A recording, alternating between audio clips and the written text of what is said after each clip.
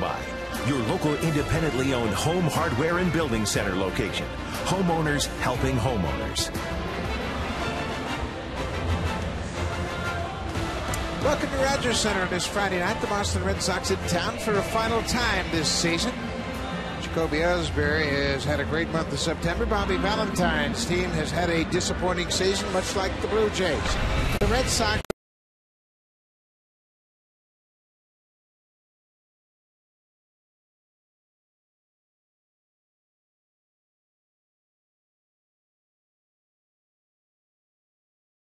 has hit .330 for his career in the month of September. He's always a strong finisher.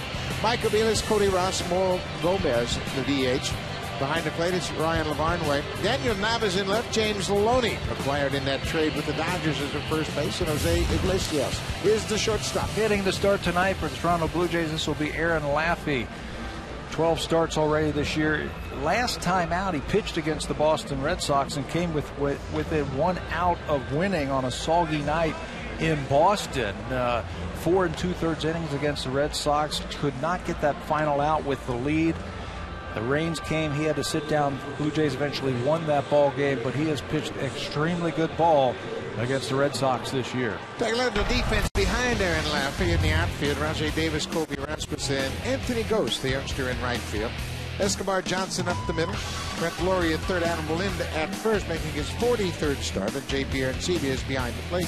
Henderson Alvarez threw a great game last night. Got a lot of ground ball outs. I think we could get on a start to everybody in the infield, but we're going to give it to Brett Laurie. He made some outstanding plays last night. Range and his arm were a factor in winning that ball game last night.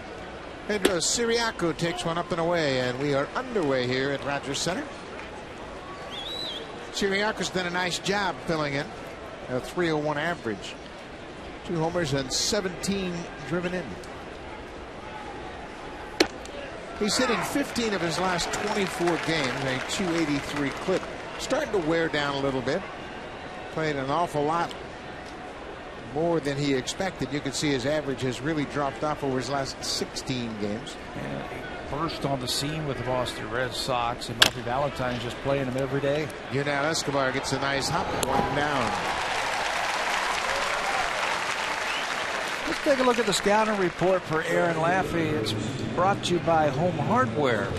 Homeowners helping homeowners. Aaron Laffey doesn't throw very hard, but when he hits these spots, he's very tough to square up. Fastball he throws about 49% of the time, and it's got to be down and away. That's been his bread and butter pitch this year against the Boston Red Sox. He'll sink it, he'll cut it, got a little bit of a change up in the slider.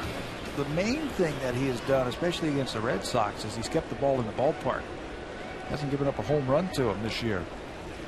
And this is his 4th start. Jacoby Ellsbury bunts one foul. Ellsbury mentioned his great career numbers in September. A .330 career average in September. He's got 152 hits in 112 games. He is the leading American League hitter in the month of September since 2007. Bouncing ball right back to the pitcher. Ellsbury's retired. It's 2 outs. That's a good sign so far in this game with Aaron Laffey keeping the ball down and keeping it on the corners. He does that and everything is going to be fine. He'll try and cut the ball in and out, and he'll try and sink the ball to the right-handers, but the first 2 batters of the ball game, he's been very good. He's got to have a lot of confidence pitching against the Red Sox, especially this season. He's pitched 9 games coming into this game with a 1-1 record, but he's made 3 starts this year and really dominated Boston. Michael Belis hitting 3rd tonight. Notice no Dustin Pedroia. He is in Boston with his family. They have just welcomed in a new baby son, 2nd child for the Pedroias, and he is away from the ball club.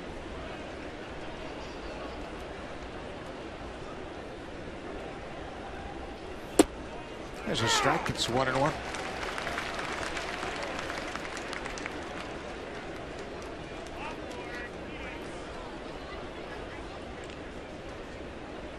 Aaron Laffey making his 13th start of the season. And Aviles pokes it foul. Pat mentioned that he's not given up home runs to Red Sox, but he has given up 14 home runs this year. He has been able to keep the Red Sox in the yard. And they're a powerful team. We mentioned they are 4th in the American League in runs scored, but they've been held to 5 runs or less in their last 16 straight games. Yeah, they have struggled offensively, especially without David Ortiz. Really the one legitimate home run guy that they have left in that lineup. Take him out of the lineup because of injuries, and they've got to string some hits together. Bobby Valentine in his first full season as the manager. Venus goes after that pitch. Well, anybody loses their big powerful DH, they're going to suffer. And David Ortiz was with the Red Sox this year in 88 games, and they were over 500. Without him, they just didn't have any punch. And you can see their runs per game nearly a full run off without Big Papi in the lineup. Looks a lot like the numbers that the Blue Jays have without their big slugger, Jose Bautista, who is good for 2 runs a game. Here's the 2-2. Popped him up into center field. Colby Rasmus comes in. Makes the catch. Good inning for Aaron Laffey. Red Sox go down in order. Top of the order for the Blue Jays. It'll be Rajay Davis, Colby Rasmus, and Brett Lawrie hitting 3rd tonight.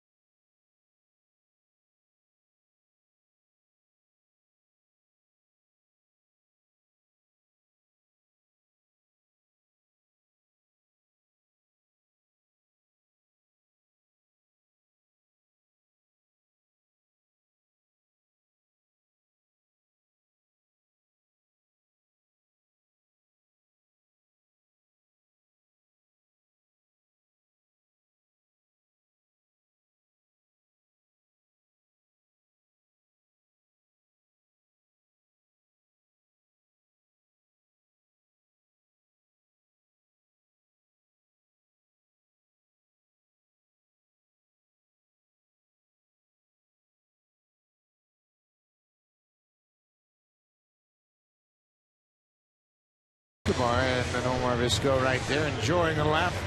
Escobar's played very well of late. Let's take a look at the lineup for John Farrell's ball club. Rajay Davis, Colby Rasmus, Brett Lawrie top 3rd in the order, and Rasmus has come around again. 4 for his last 9 with a double. He's driven in a run and scored 5. Lind, Escobar, Kelly Johnson, middle of the order. JP Arancibia trying to get his stroke together. That's coming off the disabled list. Moises Sierra and Anthony Gose, the 2 rookies, bottom of the lineup. Daisuke Matsusaka will get the start tonight for the Boston Red Sox, and this has been a mystery. 1-5 with a .720 earned run average for Matsusaka. Last time out, just an inning and a third against the Toronto Blue Jays. 5 runs in the 2nd inning, just could not command anything. You see the new stat, we have game score average. That's what Matsusaka has averaged over his 8 starts this season. The American League average for a pitcher is 49, so he's pitching below that American League average. Defensively for the Red Sox, and it's been a mix and match all season long. Nava, Ellsbury, and Ross in the outfield. Jose Iglesias starts at shortstop. Michael Vilas has done most of the heavy lifting at short. Siriaco Loney at the corners, and Ryan Lamarne way behind the plate. Yeah, 124 games at shortstop for Vilas. Will make his first start at second base tonight with Dustin Pedroia gone. Daisuke Matsuzaka throws a first pitch strike to Rajay Davis.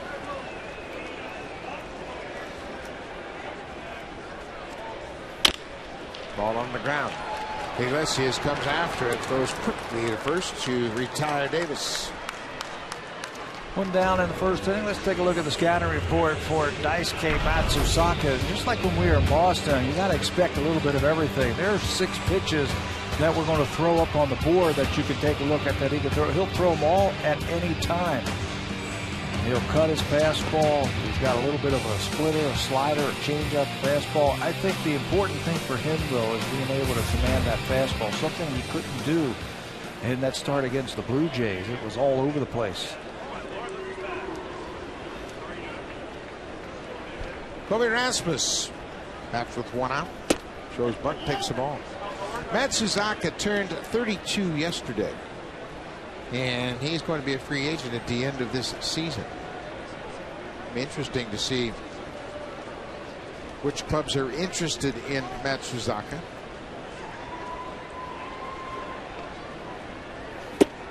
There's a good fastball at 90. I think the interesting thing, and you mentioned the puzzling numbers for Daisuke, and fact of the matter is he's coming off Tommy John surgery. And generally it takes a pitcher a year of pitching before he gets back to where he was prior to that elbow injury. And talking to pitchers all the time, I've never had a Tommy John injury. Bounce to first. Loney will go to the bag and beat Rasmus 2 down. Well, they all say that you could have your strength in your arms and you can have your good fastball, but the command is always the last thing that comes back after you've had that type of surgery, and I think we're seeing that this year from Matsuzaka. Yeah, and you can see his numbers against Blue Jays. He's always pitched well against Toronto, 7-2 with a good ERA. But he's going to be an interesting free agent. He obviously has had success, and he had more success early in his career when he first arrived here in 2007.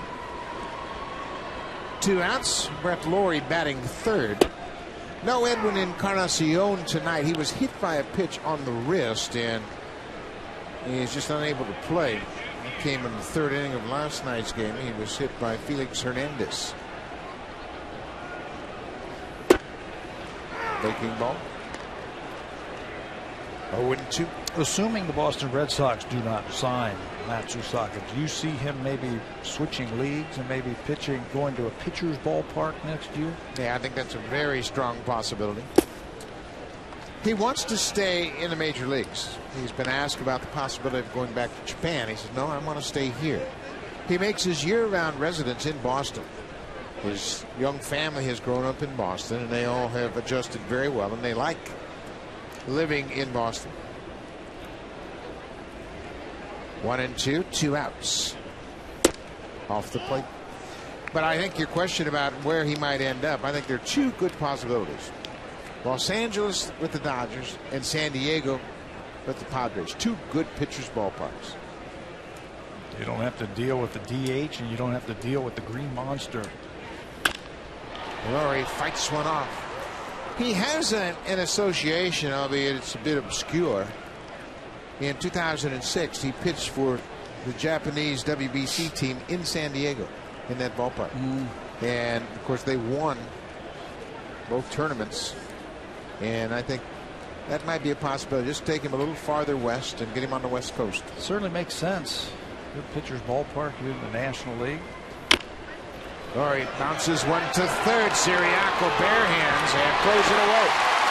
Lawrie is headed for second. Aviles backs him up, and there's the throw and tag, and Brett Lawrie is thrown out at second. Good job by Mike Aviles backing up to play, making his first start of the season at second base.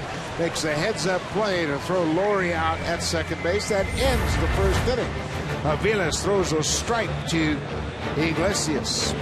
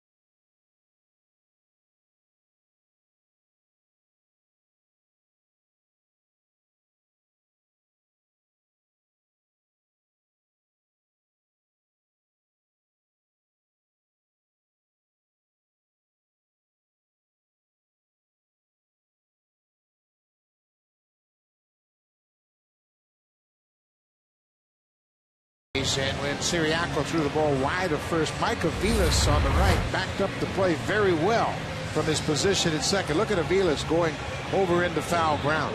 Yeah, here he comes over into foul ground. You saw it hit off those seats, those auxiliary seats right behind first base, and that's why that ball didn't go down the right field line. Iglesias with an interesting tag around second base as he trips and falls, but Laurie's called out. Good play by Aviles to back up that wide throw. Cody Ross, the right fielder, will start things off for Boston.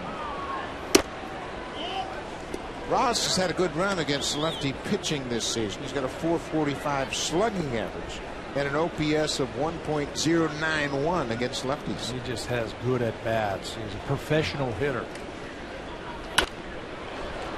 And when the pressure is on, this guy has the knack of coming up with big base hits. 73 RBIs this year. He's second on the Red Sox in hits against the Blue Jays this year. Only Dustin Pedroia has more hits than Cody Ross.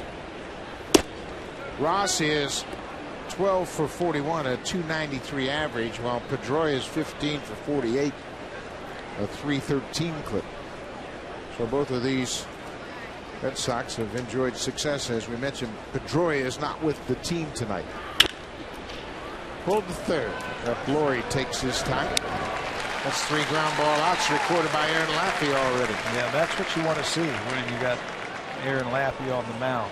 Is that sinker working? Is he keeping it down? Is he keeping it out of the middle of the plate? And so far, yes, through the first 4 batters.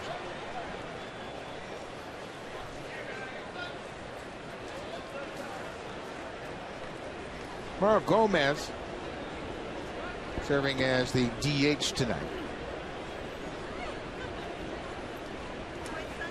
Blue Jays saw Gomez in that Fenway series. He went 3 for 6 in a couple of games. Hit a long home run. Home run came against Brandon Lyon in the 9th inning. Blue Jays had a comfortable lead. So he was just challenging him with the pitch. And also came up with a pinch hit in that series, an RBI single late. Came in that same game on Friday night in the series opener against Darren Oliver. Had a RBI single to center and then added a 2-run home run in his next at bat. Got the count in his favor, 2-0. Laffey trying to reach back for a little extra, missed badly with that fastball. Can't do that. You have to stay within yourself and just hit your spots. And we asked J. Pierre and CB, what's the game plan tonight? Down and away. We're just going to pound down and away, and if I feel like they're starting to lean out over the plate looking for it, I'll try and bust them in with that little cutter.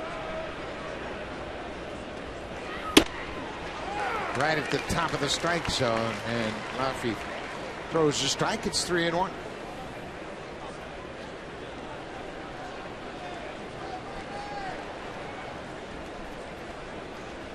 And CB trying to encourage Laffey just to relax and trust that delivery, but he loses Gomez, a 1-out walk.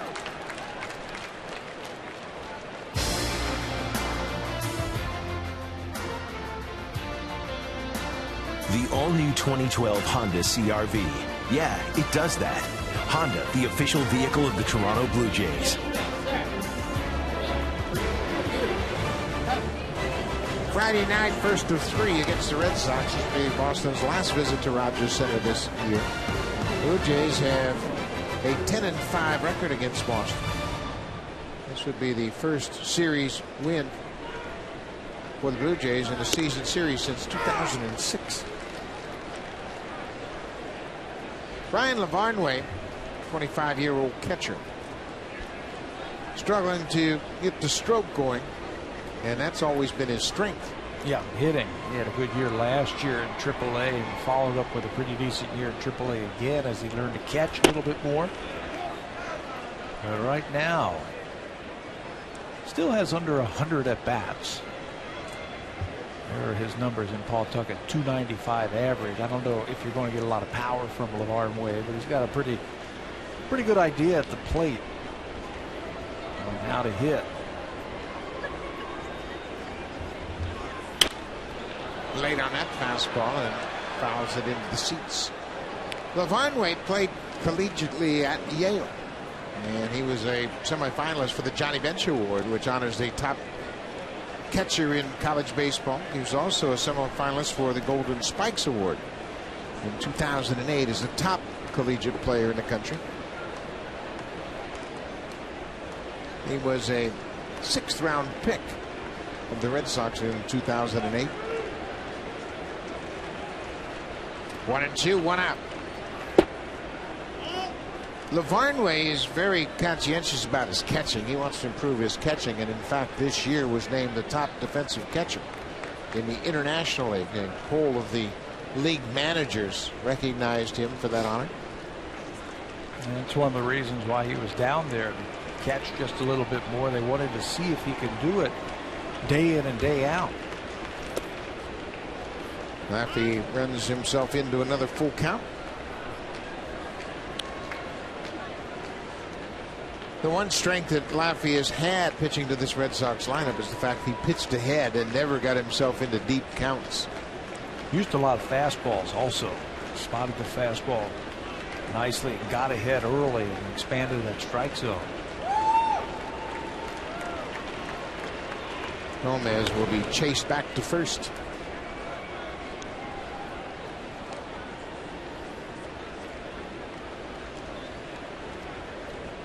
Gomez not much of a runner. You wouldn't anticipate he would run in this situation.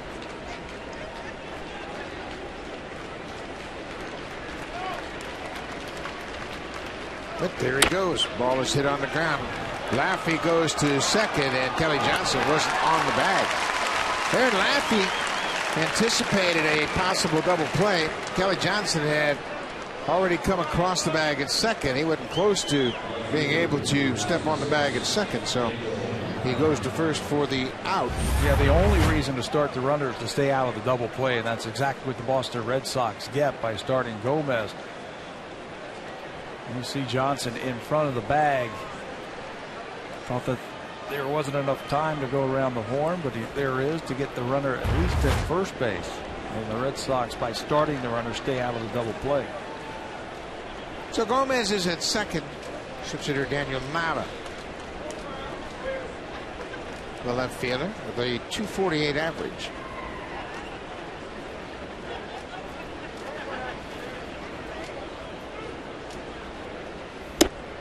Nava has a total of 28 at-bats against the Blue Jays this season. He's at just 143. They have pitched him well. He has a total of 4 hits. Use the whole ballpark, the infield and the outfield straight away. He is looking for that ball away, and he's going to try and hit it either right back through the middle or to right field. He hasn't had a lot of success against left-handed pitching this year.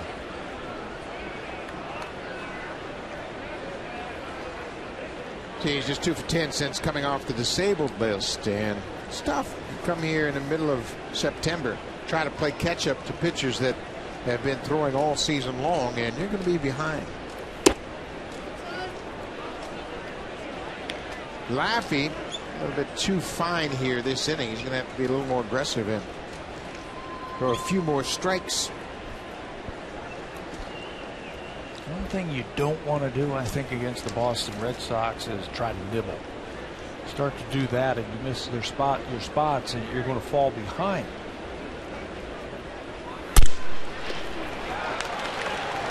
Right back to the mound. Laffey gets out of the inning. The Red Sox will leave a runner in scoring position. Well, go to the bottom of the second. Still a scoreless game.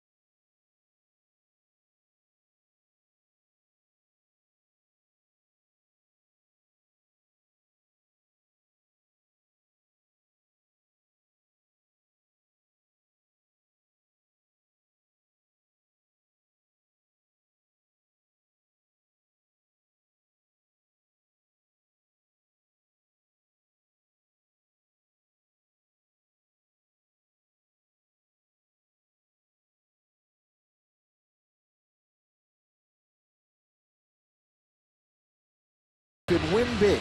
Audio, home theater systems, and big TVs like an 80-inch Sharp Outpost Quadtron. To enter, visit hitahomerunwithsharp.ca.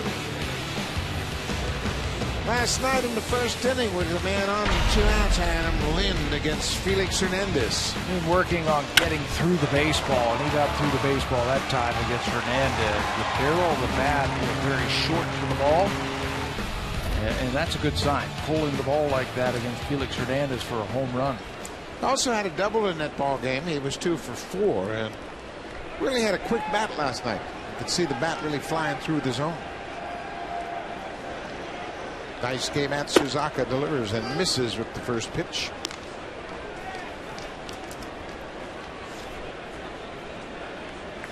Matsuzaka's had the upper hand in this head-to-head matchup. Lind is just 4 for 29 against Daisuke.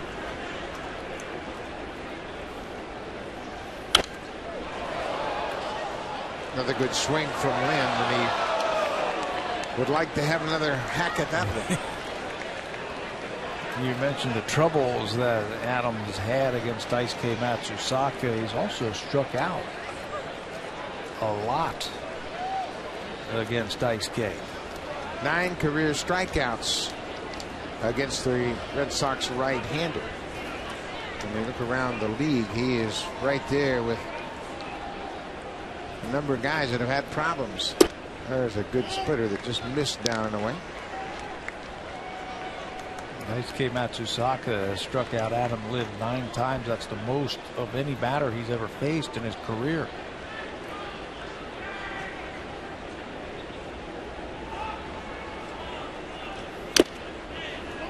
It's a good fastball, and you can see Matsuzaka's got a little extra zip on his fastball compared to what we saw last time. And he's throwing it in a good spot too. Lindy was upset with himself right there. That was another pitch that he felt that he could hit. Another fastball. This is where Daisuke can get unpredictable right here. He's got so many ways to strike you out. Then gets to that one. It was a breaking ball that stayed inside, and he hit it a mild but well foul.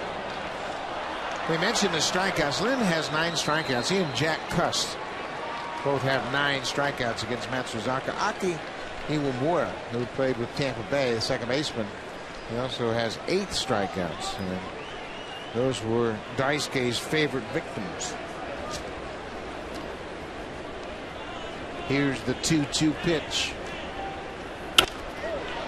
Popped in the air down the left field line. Siriaco, a long run, and he's not going to get it. That's a fair ball. Nava throws the ball into second, but Lind will end up at second with an opposite field pop double.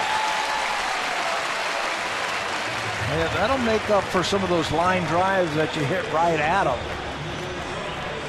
Lind got fooled a little bit on that high breaking ball, inside out swing. Look where Nava's played, very deep and into the gap in left center field. No chance for him to get it.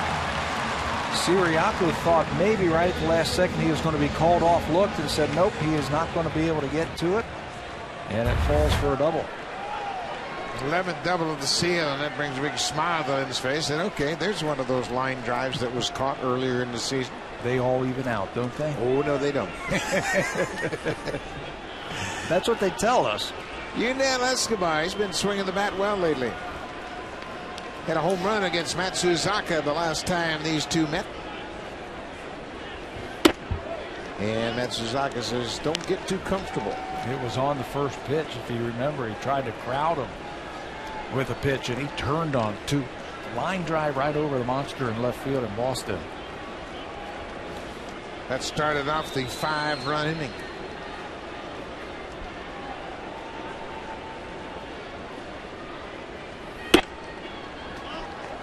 Upstairs, leadoff batter in the second last Saturday. Watch him jump all over that one. You can see the catcher was set up outside, and it was leaking more towards the middle of the plate, and he turned on it. I mean, that ball got out so quick. It was his 9th home run of the season, and that keyed the big 5-run second inning.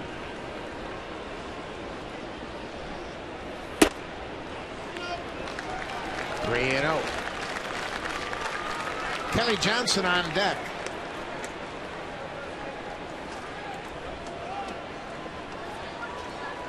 career numbers for Escobar, 4 for 14. There's that home run we were talking about. Escobar doesn't strike out a lot. He's one of those guys that puts a bat on the ball. That's why I'm giving him the green light right here. That's good fastball.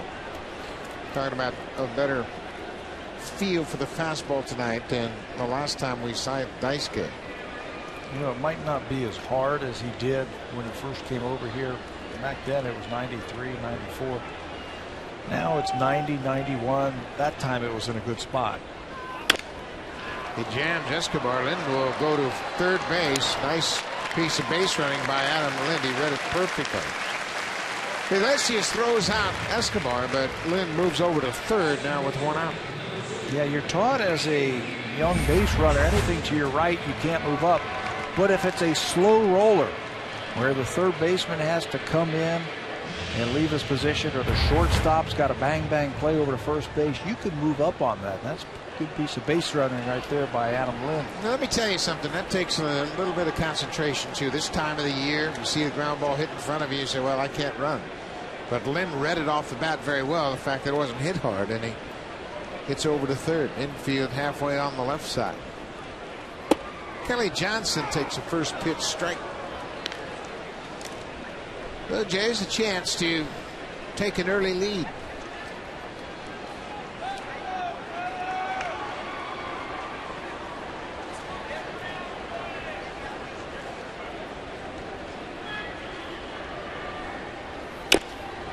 And Johnson is quickly in a hole, 0-2.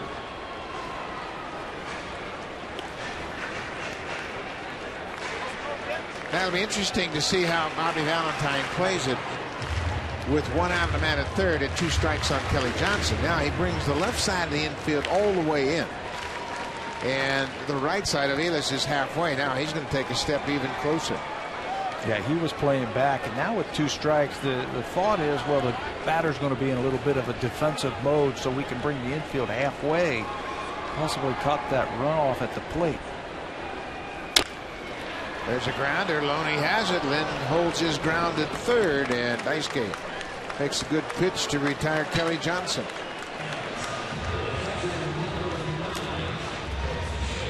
And J.P. Arancibia will try to cash in with 2 outs.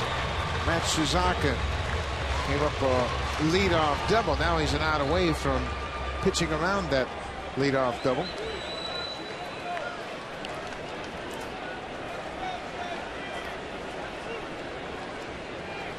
Arancibia has struggled since coming off the disabled list. Is 1 for 14. That's a big swing. And we talked about it earlier in reference to hitters coming back off the DL. I mean, you can have all the rehab at bats you want, but when you're trying to time big league pitching in the last month of a season and you've missed over a month of the regular season, you're going to be behind. Yeah, too tough. I mean, it's night and day when you go down to the minor leagues and then turn around and come up here and try and hit big league pitching.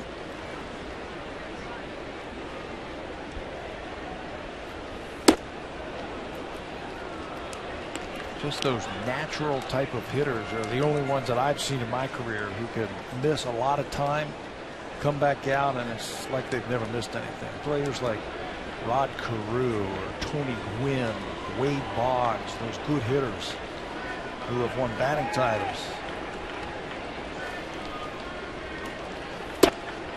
That's good breaking ball. He got a lot better stuff tonight than we saw last time out. That was his last start, and he didn't finish the second. He's been in a little bit of a slump also. That last time out against the Blue Jays was his second consecutive very rough outing. He had given up 11 earned runs in just 5 innings over his last 2 starts. Much better tonight.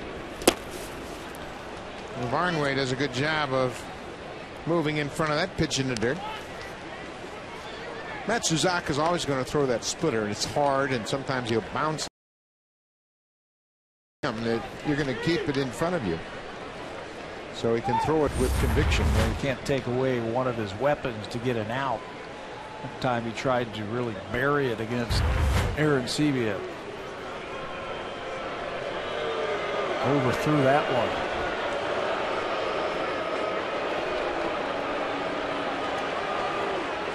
Well, Matsuzaka and Lavarnway talking about this next pitch, very pivotal pitch, the 2-2 pitch with 2 outs.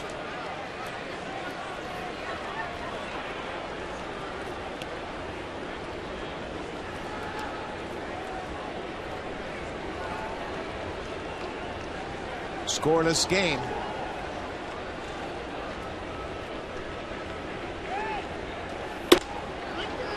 Strike 3 call. That fastball right on the outside corner. Aaron Seavey didn't like the call, but Matsuzaka pitches around the leadoff double.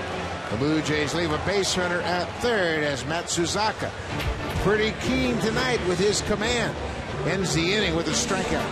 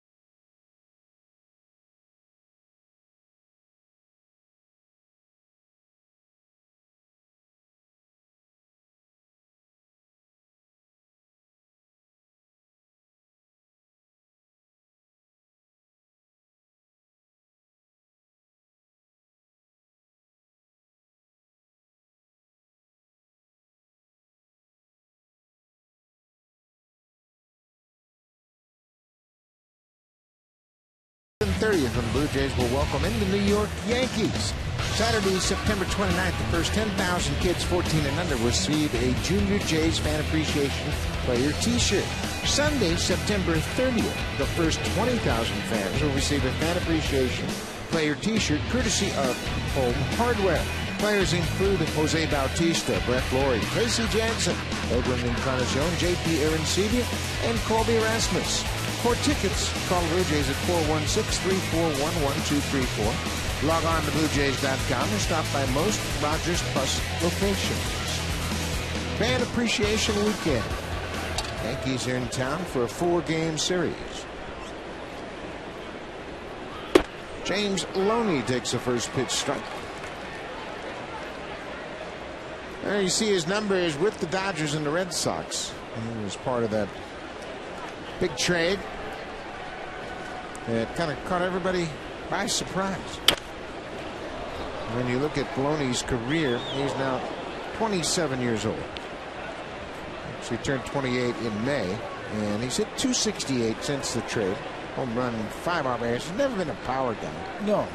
And maybe playing in a smaller ballpark, that'll help him. I know he's a free agent. If the Red Sox, well, they're going to need somebody to play first base for him next year. If they sign him back, maybe playing in a little smaller ballpark like Fenway Park will do wonders for him. Well, he'll pack the lumber back to the dugout as Aaron Laffey gets his first strikeout of the night. It's Loney looking with an inside pitch. Crosses him up a little bit. Looked like Loney was looking for something soft away. It looked like it was a cut fastball in the inner half. Plenty high enough. And you saw from that overhead camera, he got the corner. The shortstop is Jose Iglesias. All of a sudden, Laffey's got that strike zone zeroed in.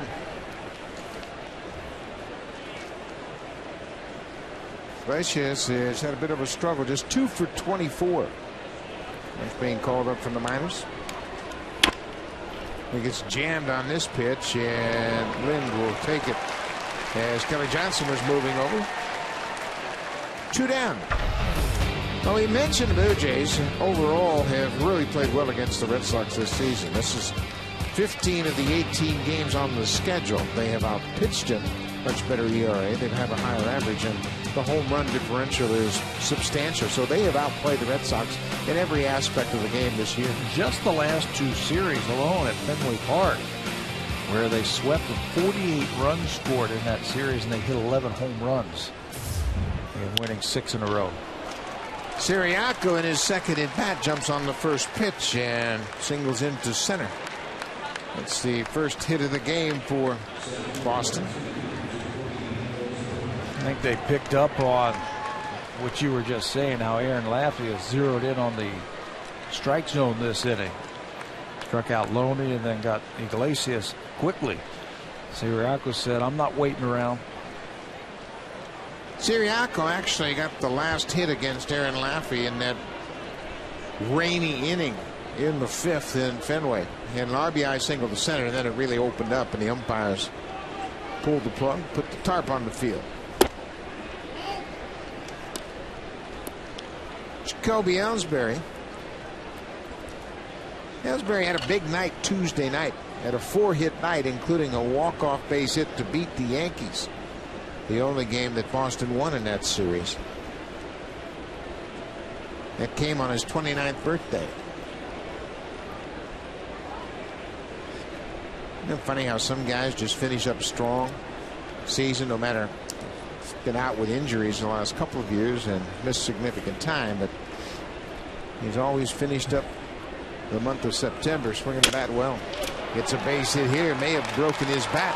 Siriaco will stop at second as Rajay Davis got to that ball quickly. So back-to-back singles with 2 outs. And some guys see that finish line and they say, hey, I only have X amount of at-bats left. I need to do this to get my average up over this. And Ellsbury is certainly proving that true as he comes up with another base hit, that time the other way.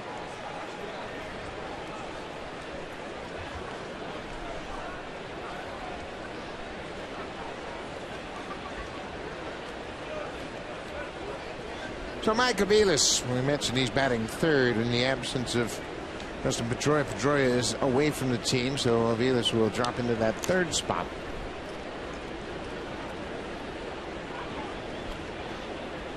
There goes Siriaco. Aaron Sebia goes for the trail runner, and he is safe at second. Ellsbury slides into second. The throw is a little bit in the dirt on the shortstop side of the bag. Siriaco got a great jump from second. Aaron Sebia made the right choice. Yeah, you're not going to throw out Siriaco. He hasn't been thrown out yet this year. You then try and take your chance with that back runner. Maybe he gets a bad jump at first base, but with his speed, he makes it easily. Kelly Johnson does a good job of digging that ball out of the dirt. Yeah, that could have led to a run. Siriaco is 12 for 12 in steals, and Ellsbury now has stolen 14 of 15. Mike Aviles drives it to right. Anthony goes back on the track at the wall, makes the catch. Aviles gave it a ride, but Ghost has that great speed and took it right in front of the wall in right. The Red Sox leave a pair.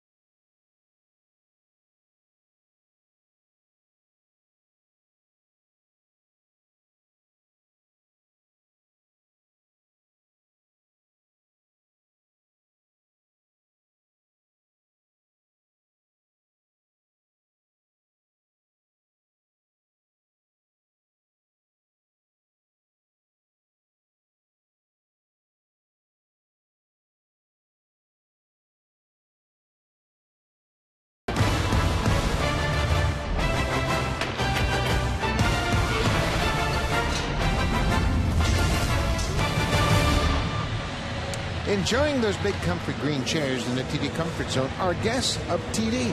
The TD Comfort Zone, courtesy of TD.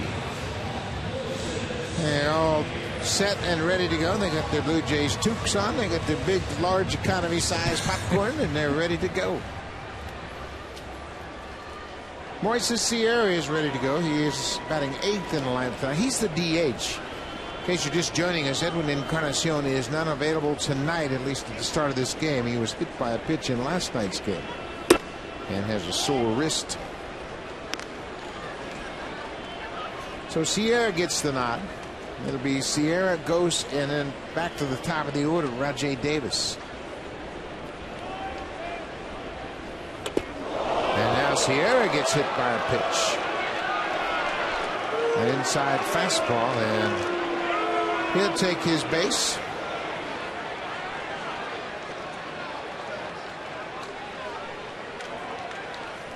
So for a second consecutive inning, the Blue Jays hit the leadoff man on. You can run that one off because that one's going to stay. Fastball just gets away from it. It looked like he hit it right on the elbow. Tries to turn out of the way, but that elbow is exposed and he gets blunked.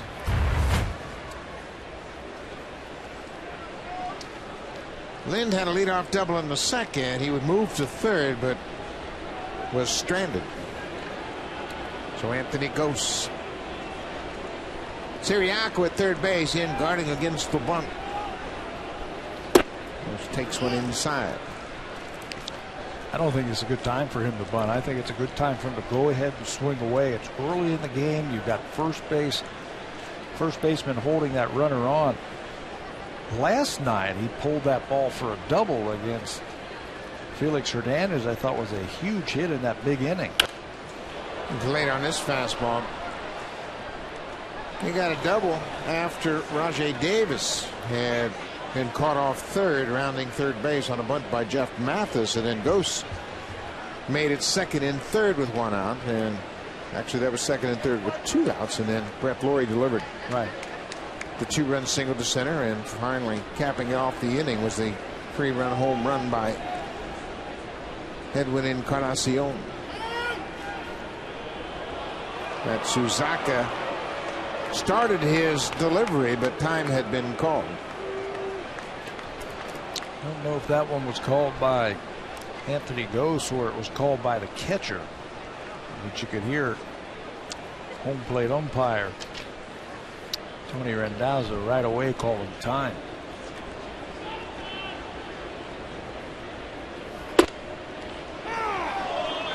Right on the outside corner, it's 1-2.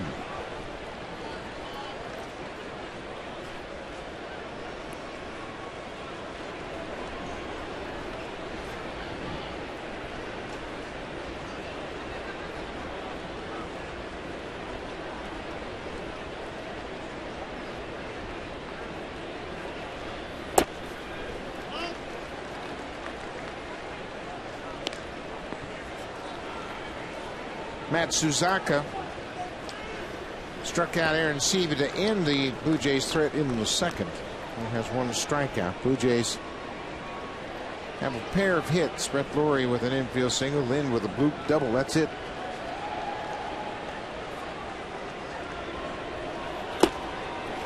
Be a full count. Sierra at first. Gose at the plate, full count. Torey Lovello helping out Sierra at first. Rajai Davis, the leadoff man, is on deck.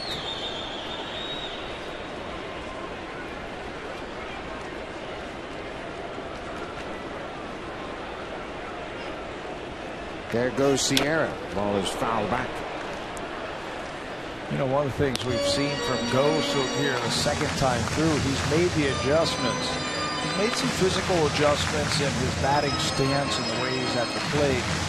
But you could just see the calmness of him as a player around the batting cage when he is in the batter's box. He doesn't look like he is deer in the headlights type of look that we saw the first time he was up here. 3-2. Sierra not running. Ball four. So that time they didn't start the runner. Matsuzaka missed up and away. The first two reach. Nobody out. The Red Sox, we mentioned they have really had struggles, and they've had struggles from the mound in their last 15 games. They've won just 2 of those 15 games. ERA almost 6.5. Opponents have hit nearly 280 against them in the whip. Again, another big number. Plus, they haven't been able to keep the ball in the ballpark, and that has hurt them. And problems start, I don't care how good you are and what kind of bad season you're in. If you can't pitch, you can't win. That's right. They're championship teams, the World Championships teams in 04 and 07, they were built on pitching. A good starting lineup and a very deep bullpen, anchored at the back by Papelbon. Rajay Davis squares to bunt and pops it up.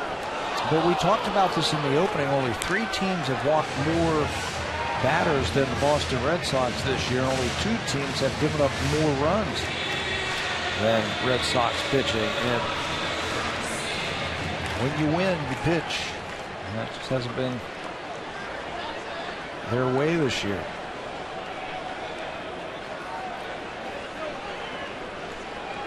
Davis behind in the count, 0-1. Squares again. Takes it down and away.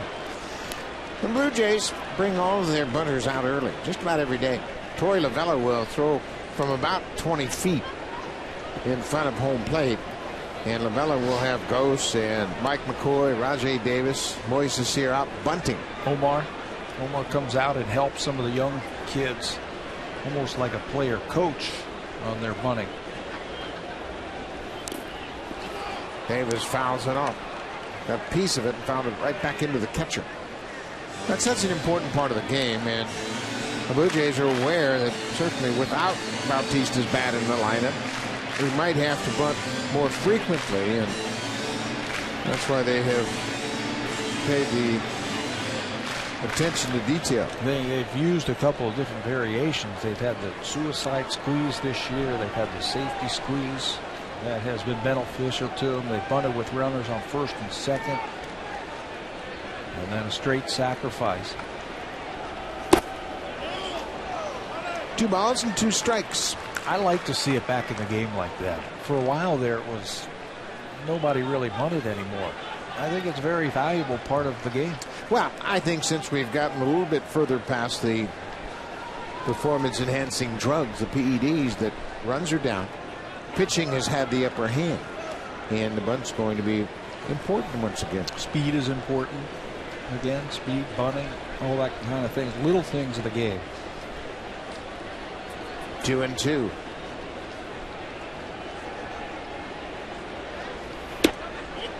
Strike 3 call. Taisuke Matsuzaka paints the inside corner, 1 down. Let's check in with Jamie Campbell.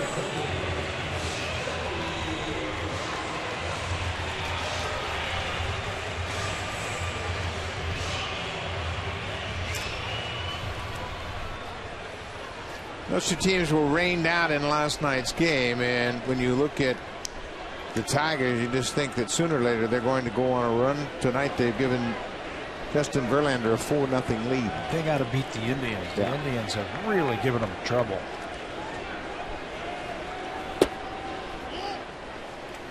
Colby Erasmus now with 1 out. Boy, Daisuke so far tonight has been able to make good pitches when he's been in the jam.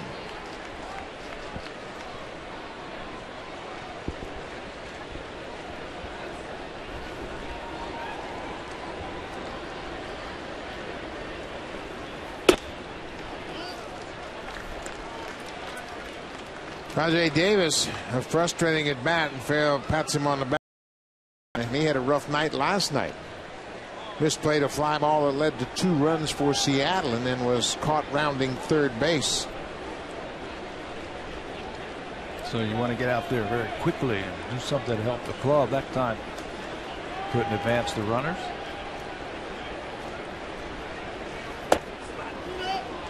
Just off the outside corner, 3-0. Colby Rasmus in that 2 spot normally has Edwin Encarnacion batting behind him. Tonight it's Brett Lordy. Lordy drops into the 3rd spot tonight. Lordy had an infield single his first time up.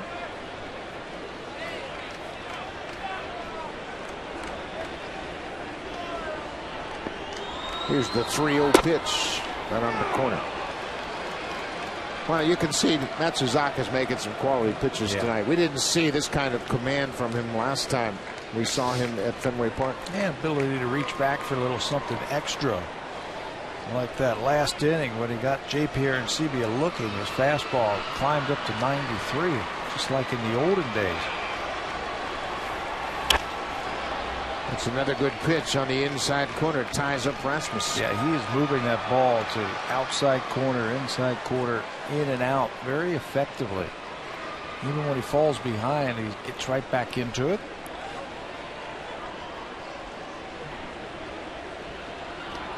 Sierra was hit by a pitch. He started the inning, and then Ghost took a pitch up and away for a walk. Rajay Davis struck out. Now Colby Erasmus with a full count. Another walk. Bases are loaded.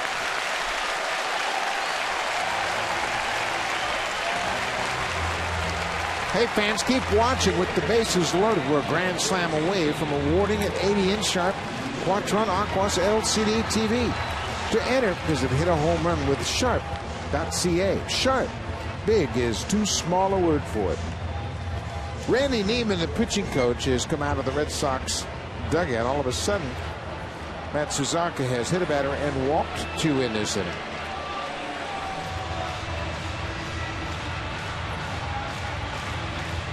So you can see Neiman also giving the middle infielders instructions about what to do should there be a ground ball hit. I'm sure that came from Bobby Valentine, also what he wanted to do with Brett Laurie.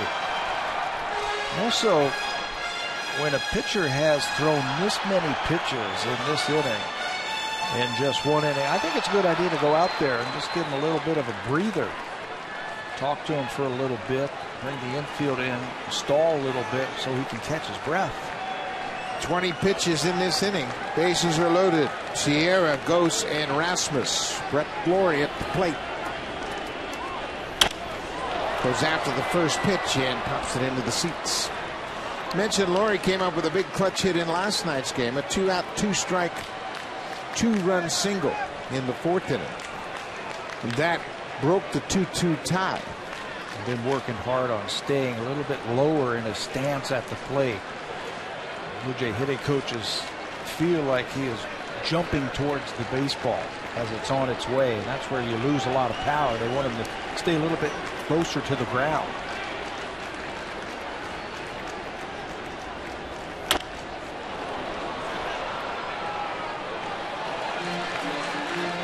Matsuzaka struggling here in the 3rd inning. Bobby Valentine certainly has plenty of arms down there, and the right-hander Clayton Mortensen starts to loosen up. Brett Laurie this season has batted with the bases loaded 5 times. He has 3 hits and driven in 8 runs. There you go. Come up with another clutch. Here he is in his career. He's got 1 grand slam.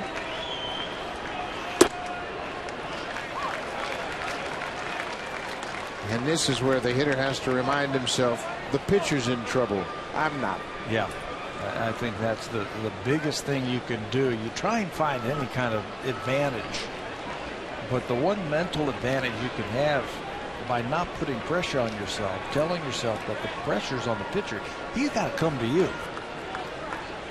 Make him come into your zone and just put a nice, easy swing on it. That'll get away from the catcher, and Sierra's going to score. As that ball in the dirt hit Lavarnway right on the shin guard and carried up the first base line. It's a wild pitch charged to Matsuzaka, and Blue Jays score the first run of the ball game. So this last inning with Adam Lind at 3rd base, he held on to one of those split finger fastball pitches a little bit too hard, tried to overthrow it. That time it was blocked by Lavarnway. This time he just can't keep it in front of him. It looked like it hit his shin guard, and that's why it rolled almost all the way to first base. Blue Jays will take that as the runners move up, and Sierra scores the first run of the game. 2 balls, 2 strikes. Still just 1 down.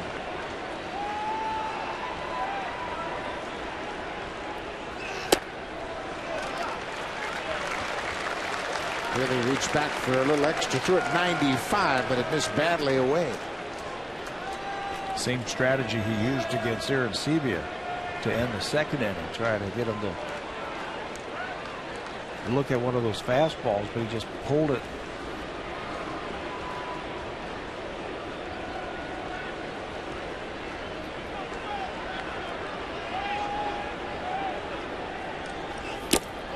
Another ball gets away, and here comes Ghost, and he's going to score easily. It's ball 4 and a wild pitch.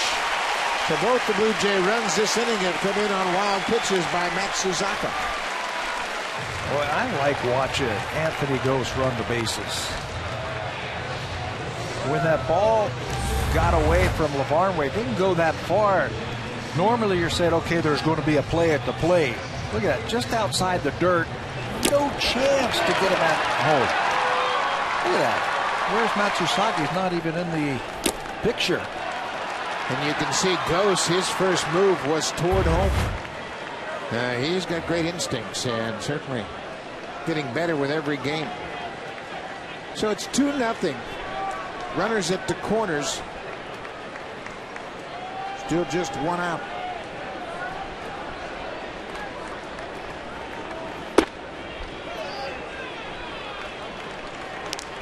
Well, it's been a rough inning for Matsuzaka. Blue Jays don't have a hit in the inning. Hit batter, walk, strikeout, and then back-to-back walks.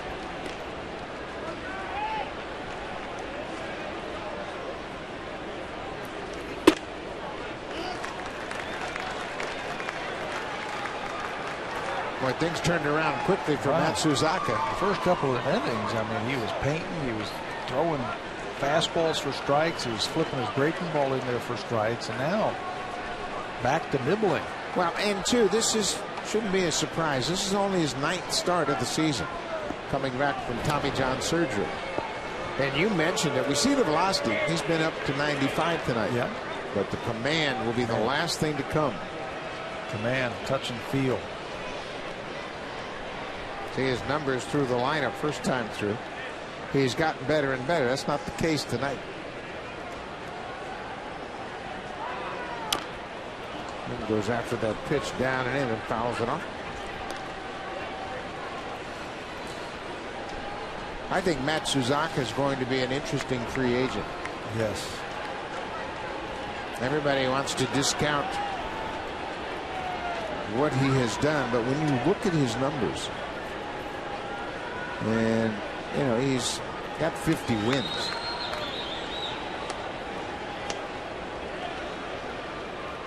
There goes Laurie. Ball hit to second, safe at second, but they'll get the runner at first. Laurie starting on the pitch. Stays out of the double play. Colby Rasmus comes in to score. Lynn will be credited with an RBI, and Laurie beat that throw to second by Michael Vilas. You know what else is he ran hard the whole way. Didn't take anything for granted and went straight into the bag. Watch Brett Laurie at first base. Blue Jays gamble. They start the runner straight into the bag, and he's going to get an RBI for Adam Lynn because of sheer hustle. Jumps to get out of the way of the ball and then right into the bag with a pop-up slide. Yeah, by going straight into the bag, he beat that throw to second, and you're right, he did hustle and get Lynn an RBI. Escobar takes one outside.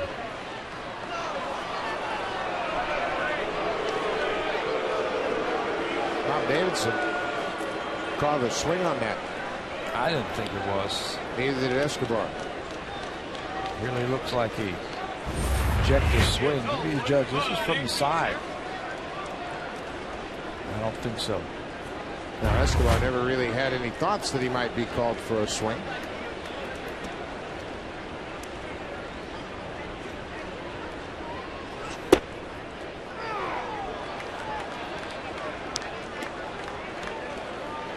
And now he's in a hole. 0-2. 2 down. Laurie at second. Blue Jays have scored 3 here in the bottom of the third.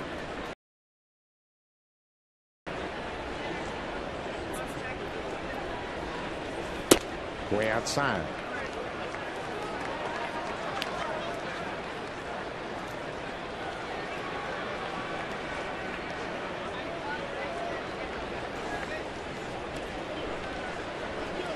Well, it's been a long inning for Matsusaka.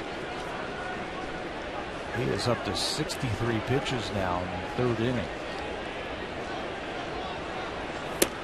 And again, he misses badly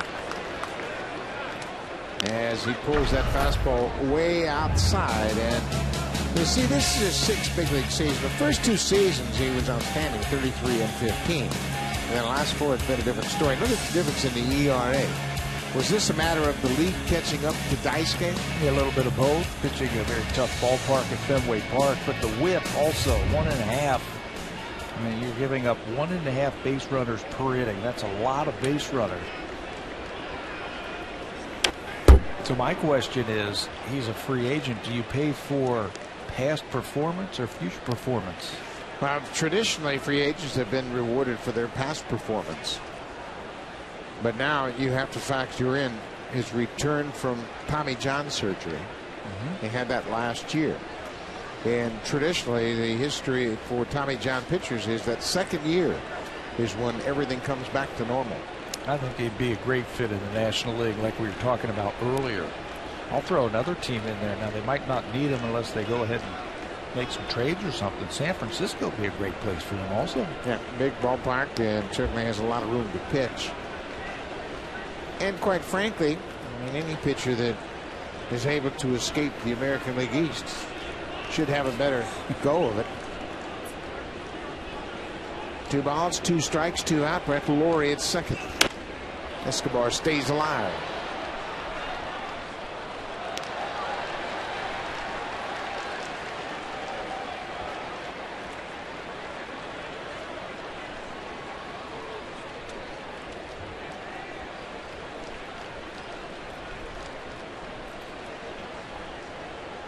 Daisuke Matsuzaka has always been deliberate, and he's always thrown a lot of pitches, but he's up to 66 pitches with 2 outs in the third.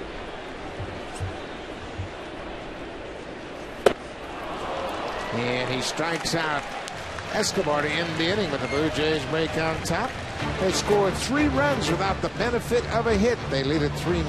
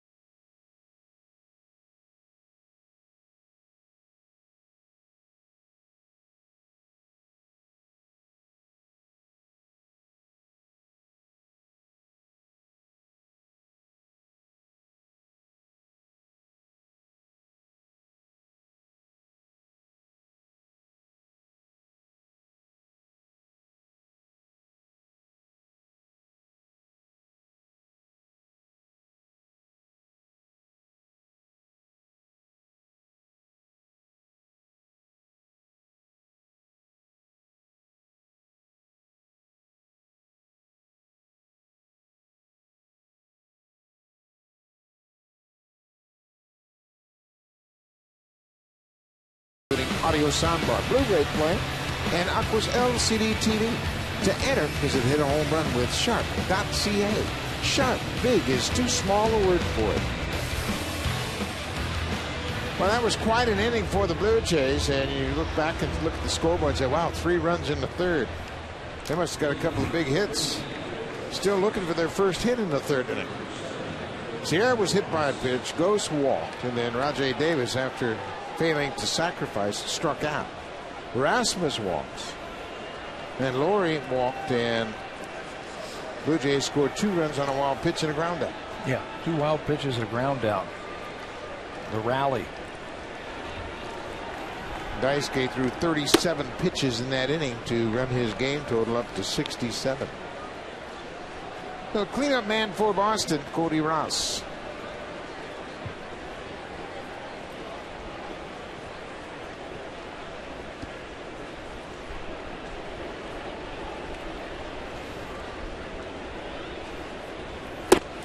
Ross is a free agent at the end of this season, and he's made it known that he'd like to stay with the Red Sox. He's a pretty good hitter to play at Fenway Park. Right-handed bat, has got some pop, can take advantage of that short porch in left. He has an idea at the plate also. I think he'd fit anywhere. Any team is looking for a guy who can play the outfield and come up with clutch hits. A guy who can hit 5th in your lineup, maybe 6th in your lineup, drive in those runs where your big guys don't.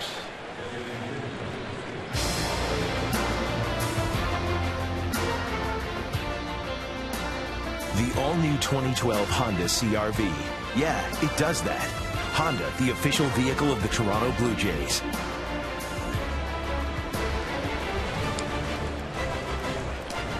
The roof is closed at Rogers Center tonight. There are some clouds in the area and possibility of rain. DH Mauro Gomez walked his first time up.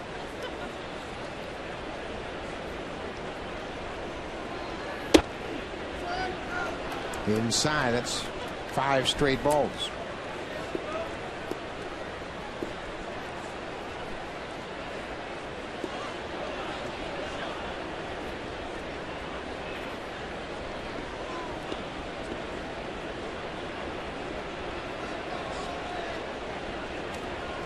The Red Sox have 99 wins here at Rogers Center. That's the most wins for any visiting ball club. The Yankees, they're second. They have 90 wins. And you'd figure that. Both AL East rivals. But Boston has the most wins, and they're looking for their 100th win here at Rogers Center. You play them enough within the division. 18 times a year, 19 next year. Plus, the Red Sox have been good for a long time. Gomez helped out Laffey on that pitch. Might have been off the plate inside. That's that cutter that he will use if they feel that the right-handed batters are starting to look out over the plate for that changeup or that sinker. Sweep it right to the inside part of the plate. See if you can get the ball on the ground. Get yourself a double play.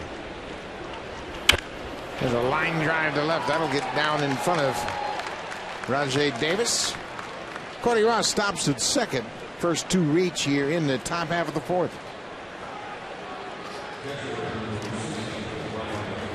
Slider, and it's up and out over the plate. Gomez has shown that he can swing the bat. Gomez was the MVP in the International League this season at Pawtucket, coming the 7th Red Sox AAA player to win that award in the International League.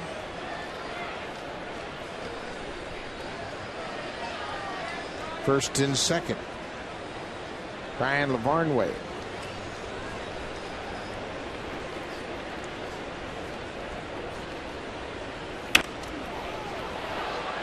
Laffey gets in his kitchen, and Lavarnway fouls it into the seats. Had an unusual ground out in the 2nd inning. Hit a ball back to the pitcher, Aaron Laffey. Cody Ross was moving on the pitch. Laffey threw it to second. Kelly Johnson was in front of the bag. He went to first, so it was a 1-4-3 ground out. Second time through the order has been a challenge for Aaron Laffey. Teams have hit .351 against him. And this ball is drilled to left and gone. Ryan Lavarnway hits his 2nd home run of the season. A leadoff walk, a single, and now a 3-run home run. And we are right back to square one. It's 3-3.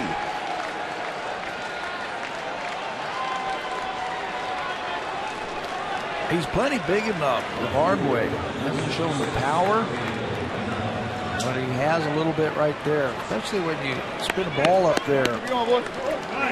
Left-handed pitcher to a right-handed batter. Down and in, and that's on a line to left field for a second home run. So the leadoff walk encourages the Red Sox, and they quickly tied up. Daniel Nava grounded out to the pitcher, his only time up.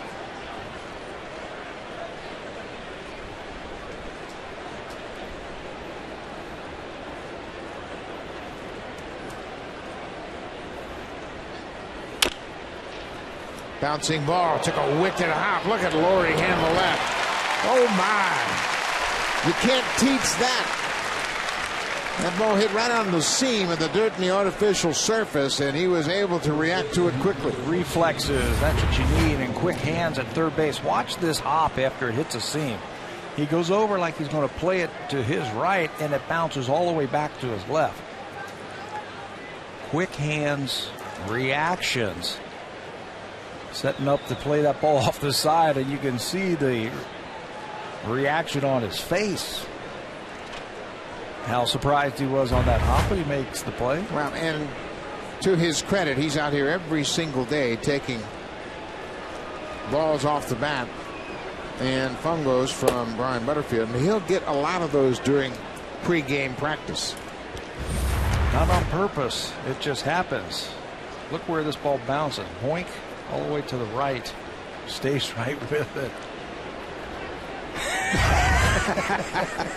That pretty much describes everything you need to know about that play. Wow, what a bounce. One out, James Loney, the first baseman. Hops it into the seats.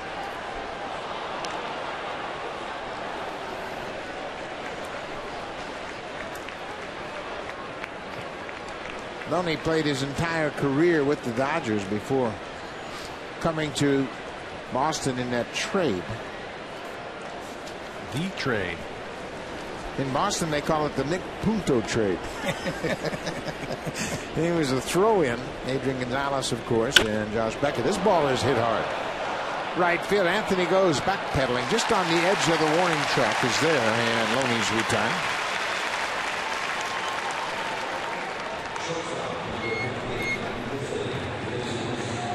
John Farrell with Laffey giving up 3 here in the top of the 4th. There's plenty of options down in his bullpen. Looks like Chad Jenkins has started to throw.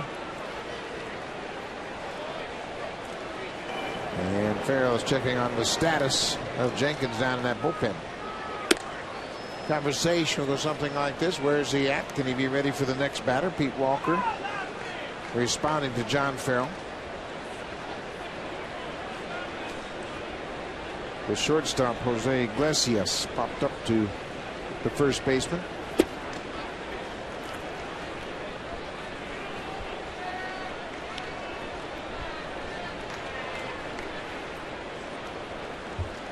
Got to get this guy. Siriaco already has a hit tonight. He's 1 for 2. He's the leadoff man on deck. He's only got 2 hits all season long, and one of them was a bad hop double. The other one was a single off of Brett Cecil, and he falls behind 3-0.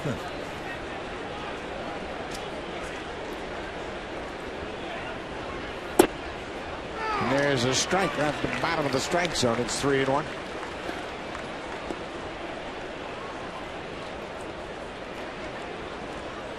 Dice came at Suzaka through 37 pitches in the bottom of the 3rd. There's ball 4. Second walk of the inning. And the leadoff man will come to the plate. John Farrell just said, I'm going to go get him. He's got Jenkins ready. And there he's made the call. So Aaron Laffey gets himself into trouble with the leadoff walk to Cody Ross, then a single to Gomez and a 3-run home run. And then with 2 outs, he walks the number 9 batter. So he will come out of this ball game with 2 outs in the 4th. Right-hander Chad Jenkins on to face Pedro Siriaco when we come back.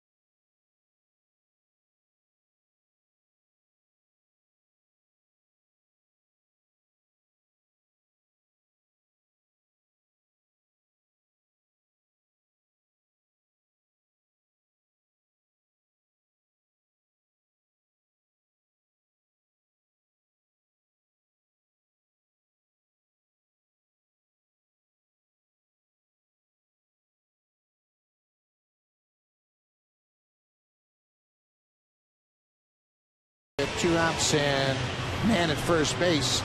They're in the top of the 4th inning. The Red Sox have tied it at 3-all, and now Jenkins will come on to try to close out this inning and maybe pitch a few innings. Yeah, that's what they are hoping for. It's a very interesting story what they're going to do with Chad Jenkins. He last worked on September the 2nd. Came in after Ricky Romero was knocked out in the 2nd inning. He gave the Blue Jays 5 innings, so they're trying to stretch him out. He was a starter in the minor leagues, transitioned into the bullpen here, and now they're trying to stretch him out again for a start that they anticipate he might have to make while they are in Baltimore. So this works out nicely for him. The Blue Jays, he can come in here and give them multiple innings and multiple pitches. And that game in Baltimore will be one of a doubleheader on the 24th. Blue Jays and the Orioles were rained out, so they will make it up as a doubleheader in the first day in the Baltimore on the 24th. Pedro Siriaco bats with 2 outs, and there's a pitch downstairs. Jenkins has the classic sinking fastball. For the most part, he has thrown strikes, quality strikes, and a slider. Those are 5 big innings that he threw out of the bullpen for Toronto. Back on the 2nd, that was against Tampa Bay. He gave up 2 earned runs.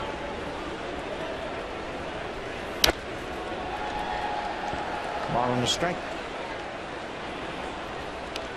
That was his longest outing since coming to the big leagues. He threw 57 pitches in that game. And as Pat mentioned, he worked all summer long as a starter in Double-A, so once he gets back into that routine of pitching multiple innings, his arm should bounce back right away. Snap throw to first, and Iglesias is just back ahead of the time. Siriaco showed bunt, and Iglesias took an extra step towards second. And was just hung out to dry, really. This throw was on the inside part of first base. They have a shot. You can see he's so far out. They got a fistful of leather right there from Adam Lynn.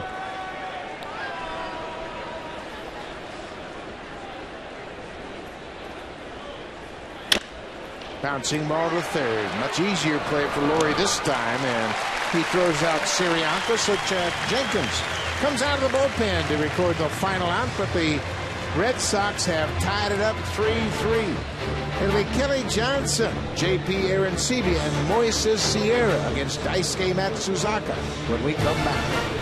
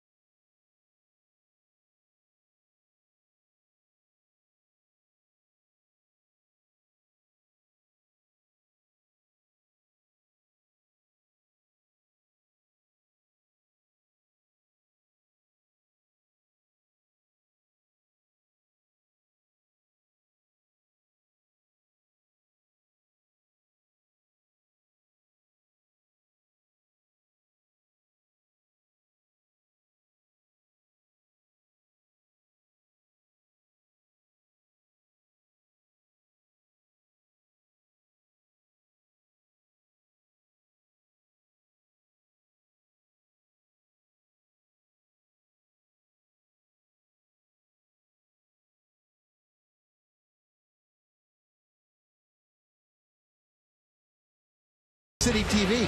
A berth in the 2013 Davis Cup is on the line as Canada takes on South Africa. 1 p.m. Eastern, 10 a.m. Pacific, live from Montreal, only on City TV.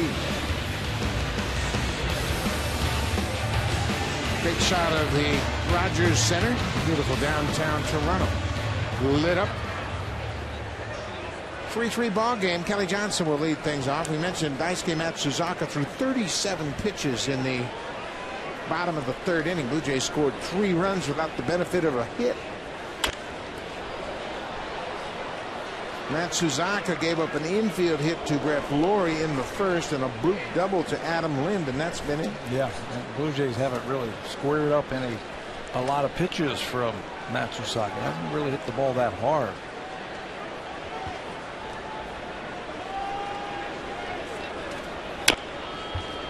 Johnson feeling for that splitter down and just fouls it off.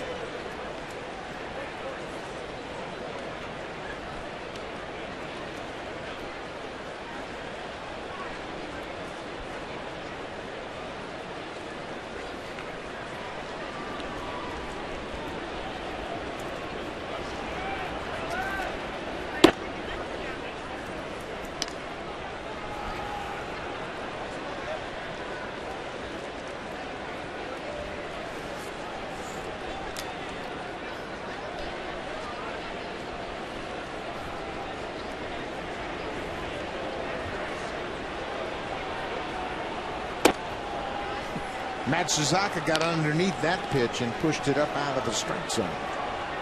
Interesting to see how far they go with Matsuzaka. Clay Mortensen was up earlier. He is not throwing at the moment. Matsuzaka season high in pitches has been 101. He's done that twice. Well, now that they have fought back to tie it on that 3-run home run.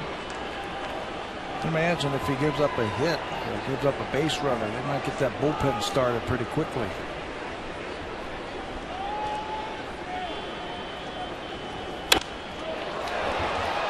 Fly ball into right. Cody Ross is there, and Kelly Johnson's retired. 1 down in the 4th.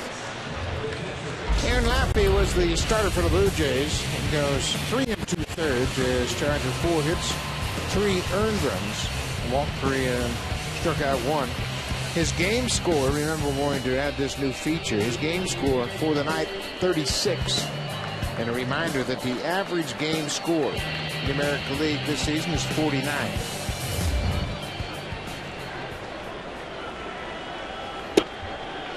J.P. Arancibia was called out looking at strike 3 in the second.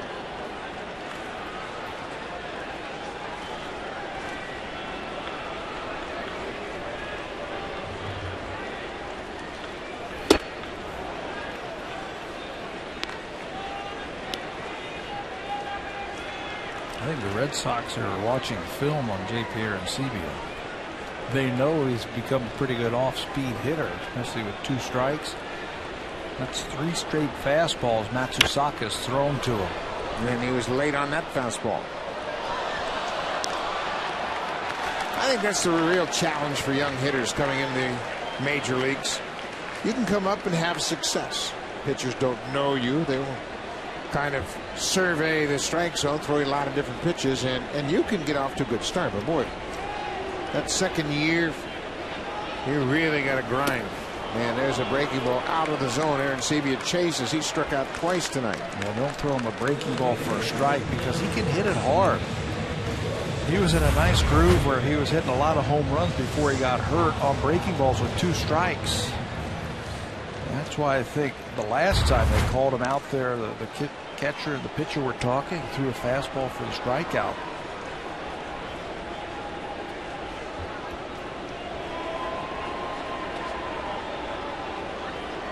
Moises Sierra was hit by a pitch that started the 3rd inning, and he would come around to score the 1st run of the ball game.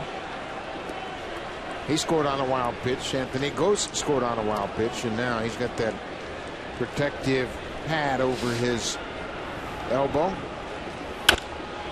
Ball is driven to right.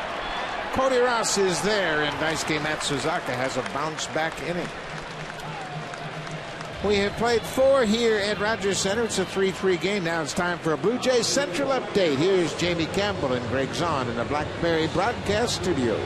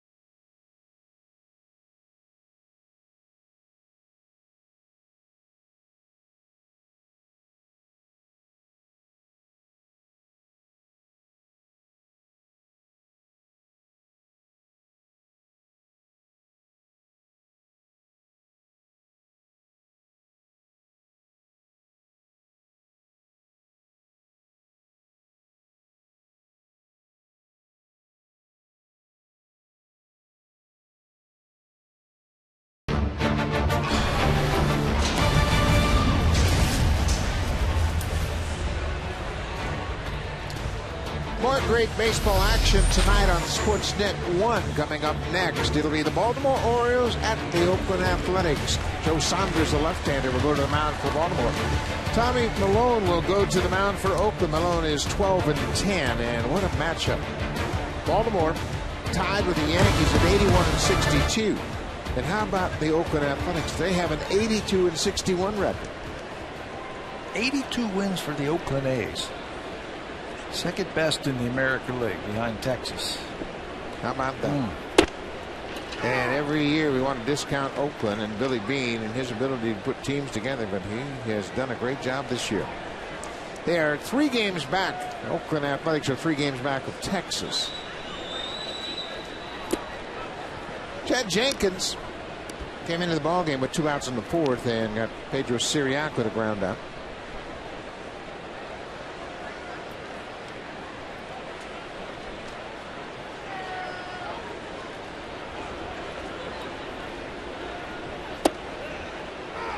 We're going to have a lot of baseball action right on through the end of September into the first 3 days of October as we follow all these contending ball clubs, and then into the postseason. You'll be able to watch all the postseason action right here on Sportsnet.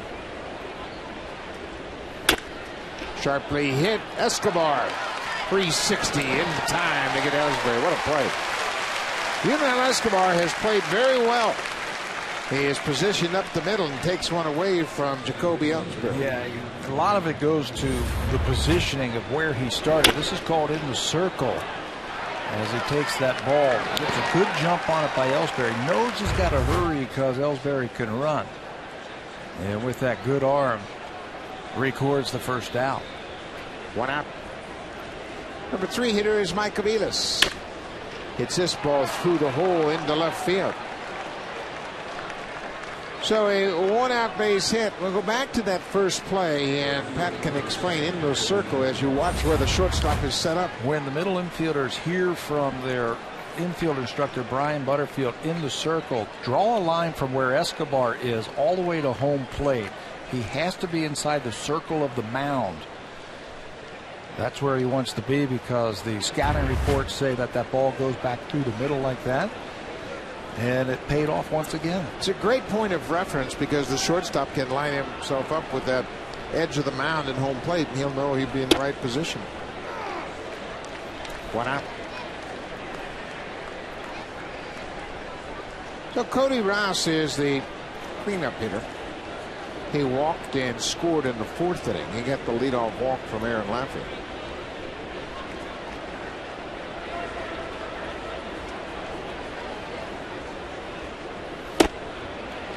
Pretty good slider. That's a pitch that's improved for Jenkins since he's come to the big leagues. Been able to get that in a good spot. Yep. Next time a little bit tighter. In a good spot to a right-handed batter who they haven't seen each other before.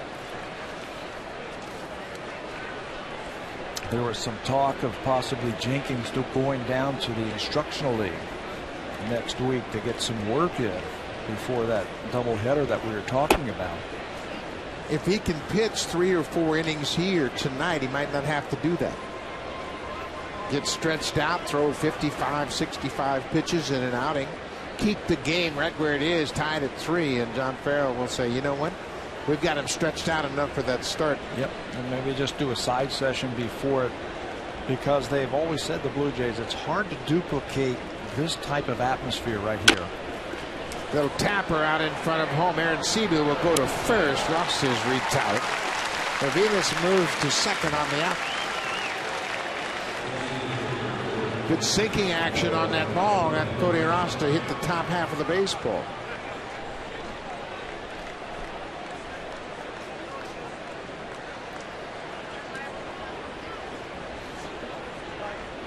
So now Jenkins will work to Mauro Gomez, who's been on base twice. He walked in his first at bat and then ripped a single into left field in the 4th.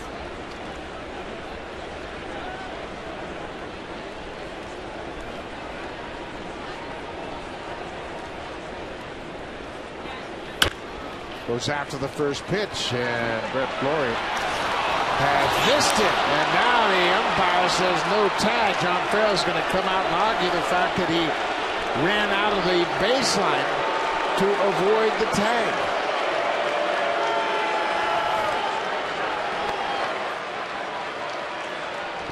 So he's arguing with Todd Tishner, and the base runner sets the baseline with his approach to third base. Once he starts toward third, you draw a straight line from where he is to the bag, and that's right. The baseline.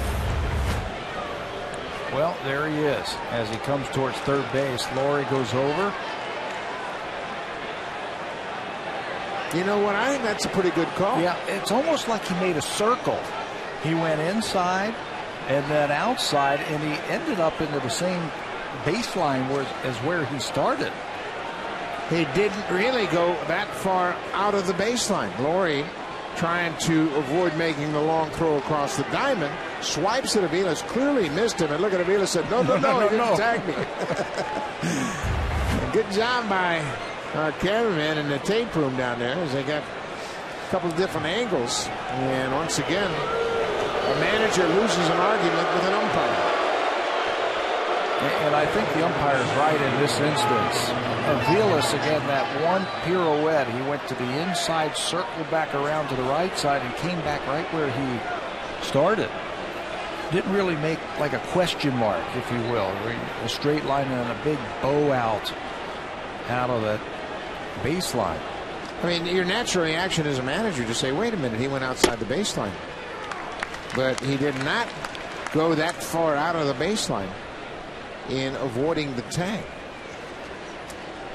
So now Jenkins is going to have to reach back and deal with Ryan LaVarnway, who hit a 3-run home run in his last at bat.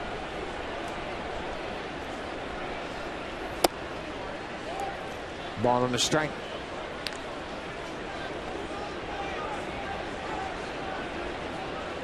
LaVarnway, just his second home run.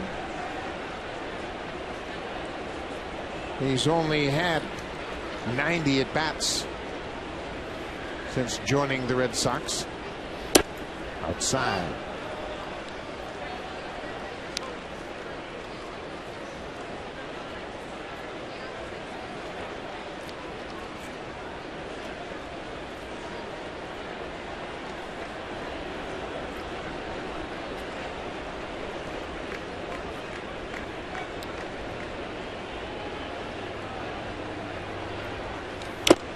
He's late on that pitch, gets a piece of it, and fouls it into the glove of Arancibia. That's a pretty nasty sinker right there from Jenkins.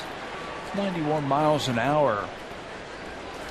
And it's got a nice little sink on the right-hander.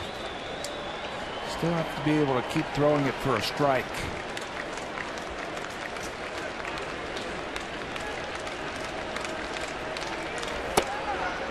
Missed with that pitch, and that will allow Gomez, the runner at first, to move with the pitch. Mike Aviles had a base hit and went to third base on the fielder's choice of that of Mario Gomez. And Nava, the switch hitter, on deck. 3-2, 2 outs. There goes Gomez. Ball is tapped foul. Well, it's been an interesting game. Blue Jays scored their 3 runs in the bottom of the third without getting a hit. Mike Aviles avoids a tag to keep the inning alive here in the 5th. And Daisuke Matsuzaka has thrown a ton of pitches, but he's in a 3-3 game. He's only allowed 2 hits. Blue Jays have a bloop double and an infield single, and that's it. There goes the runner. Another foul along the third base foul line.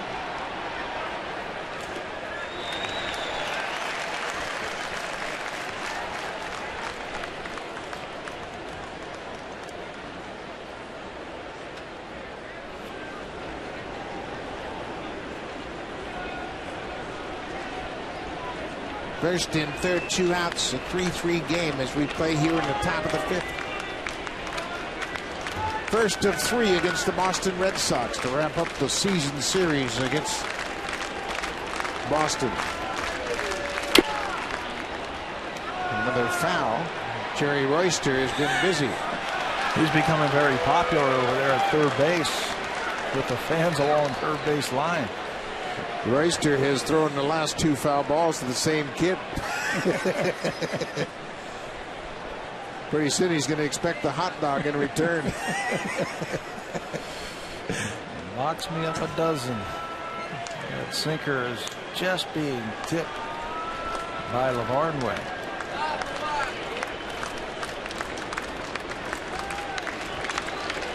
So we'll do it again. Gomez at first. Now Jenkins steps on.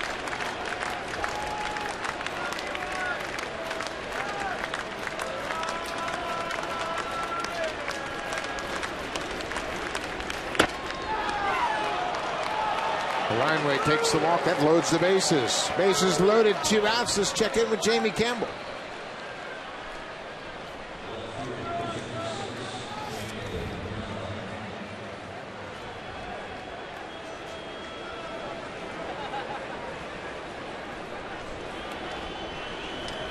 David Price and C.C. Sabathia, a matchup of 2 classy left-handers. Price's first start since missing some time with that sore shoulder. But Price has thrown the ball well tonight. 4 innings, 2 hits. He's allowed 1 run. 2 outs, bases loaded. Daniel Nava batting left-handed for the first time. Nava's a switch hitter. He went 0 for 2 against Aaron Laffey.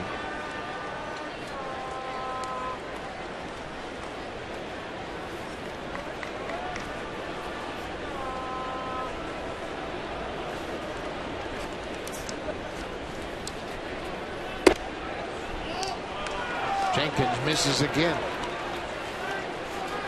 Bobby Valentine has certainly had, I guess you could say, a tumultuous first season at the helm of the Red Sox.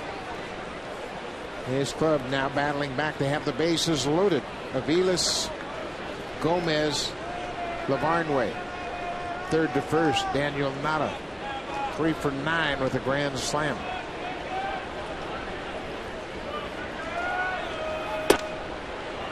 There's one right off the edge.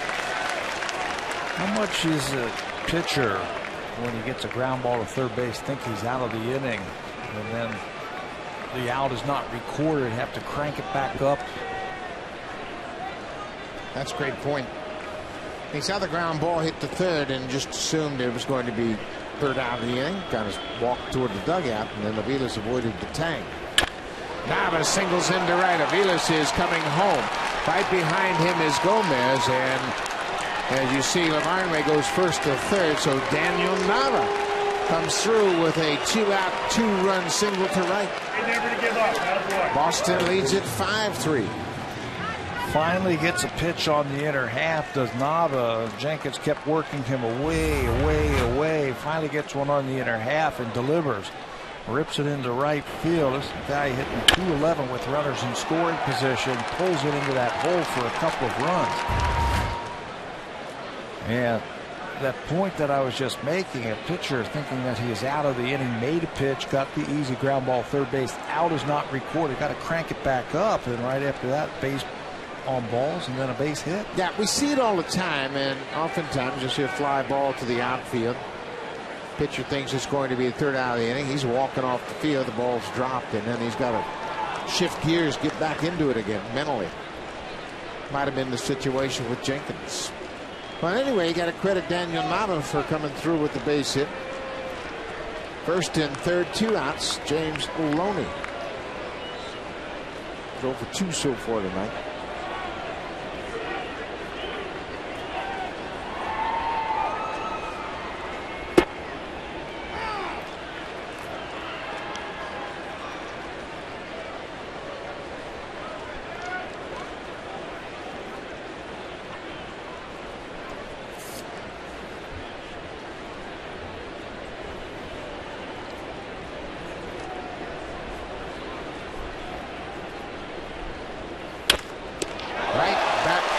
Jenkins, the inning is over. Loney hitting hard, but Jenkins snared the line drive.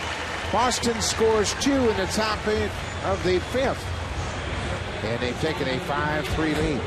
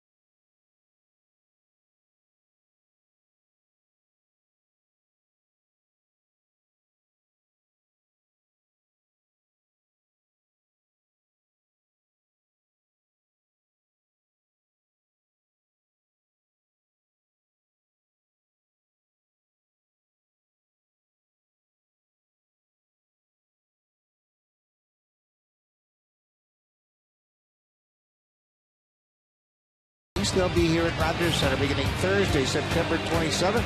Thursday and Friday are both night games. They start at 7:07 p.m. Saturday and Sunday, they are afternoon games, 1:07 start. For tickets, call the Blue Jays at 416-341-1234. You can always log on and order your tickets online at BlueJays.com. The Yankees in town for a final time this season.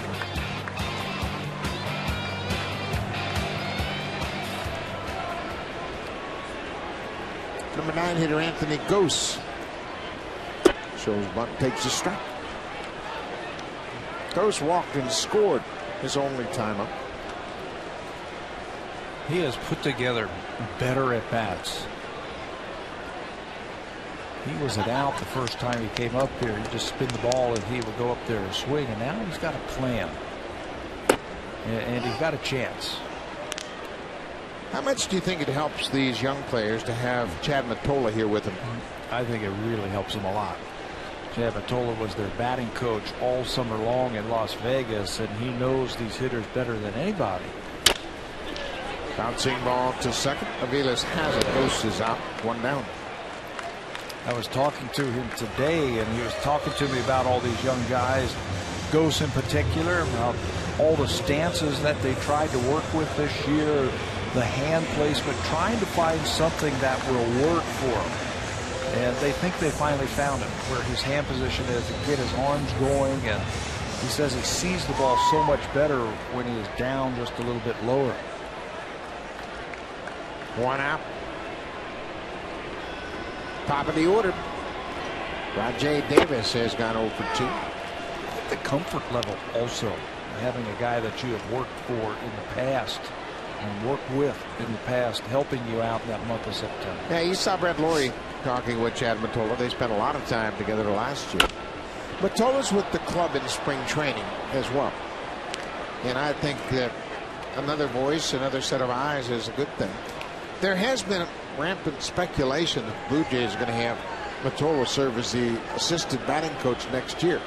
That really hasn't been discussed. It was talked about early in the season, but John Farrell was asked about it on his homestand. Said, yeah, we've talked about that. Just kind of casually mentioning it. And now all of a sudden it's become a hot topic. So Davis strikes out for a second time. Now there are 2 outs in the bottom of the 5th. Daisuke Matsuzaka has reclaimed the strike zone. Yes, he got the train back on the tracks. A couple of walks in the 3rd inning, but now he's had 3 strikeouts since then. He's retired 7 in a row, 8 in a row now.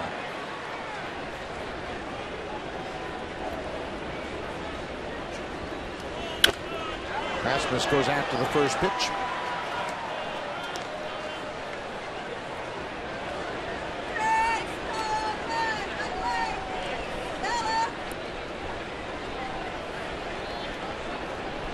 Boston has taken a 5-3 lead.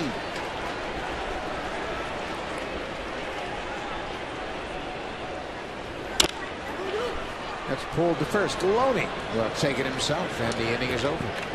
Matsuzaka has gone 5 innings. It took him just 9 pitches to get out of the fifth. We'll go to the 6th. Matsuzaka in line for the win.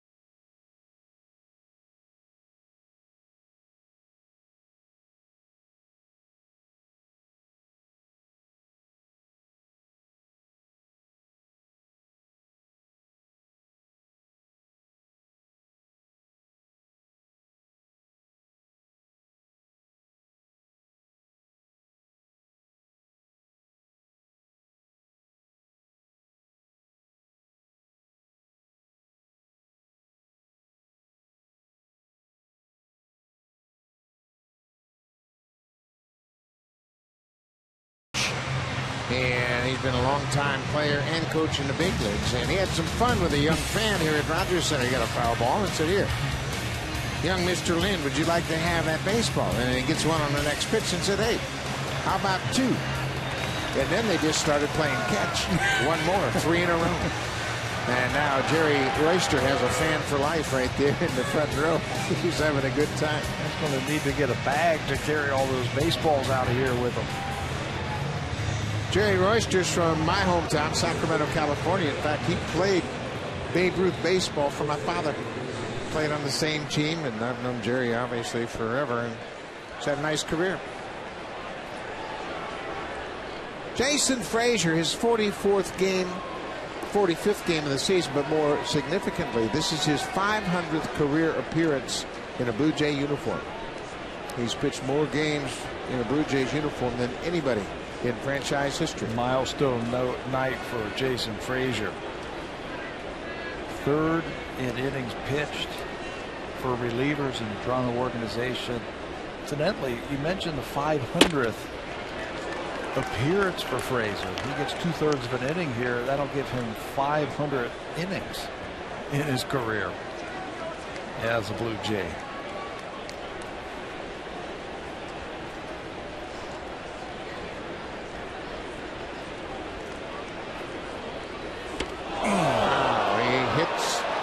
Iglesias, and certainly didn't want to do that, but came inside, and not sure where it hit the Red Sox shortstop, but the last thing Jason wanted to do was start this inning. Yep. Turn that lineup over. Blew a fastball right by him first pitch. And it looked like it got him in the back, in the shoulder area. Fastball, they wanted it down and away, and it gets it, yeah, right between the numbers.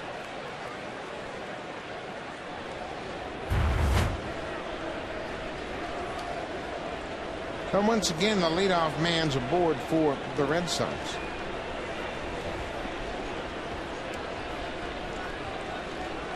Pedro Siriaco 1 for 3 already tonight. Keeps his average over 300.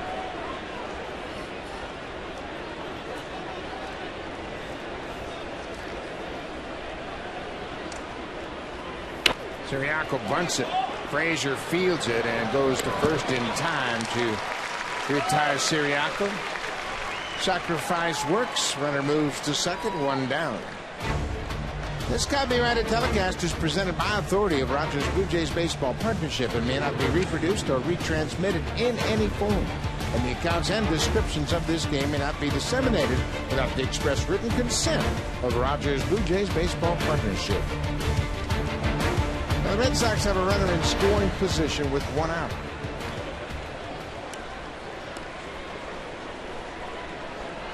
Jason Frazier in his first inning of relief will deal with Jacoby Ellsbury.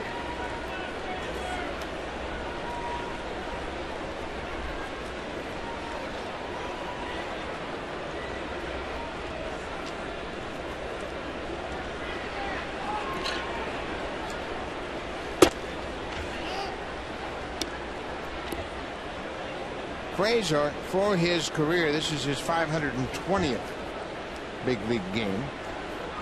And he's had a good career. Missed some time this year with a strained forearm. And that was bothering him for a while. He didn't say much, kept pitching with it. But finally he had to give in to the elbow injury and went on the DL. Yeah, tried to pitch through that pain for a couple of months. And gave up a grand slam to Raul Ibanez in New York. He didn't have the normal giddy up on that fastball like we have seen.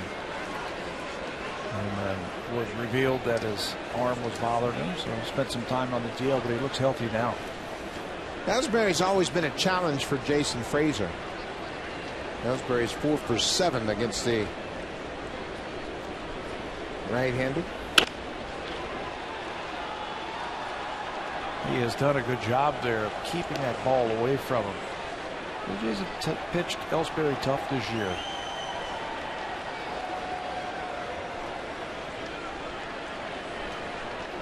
Ellsbury's missed some time with a shoulder injury. He was sliding into second base. Infielder came down and dislocated his shoulder.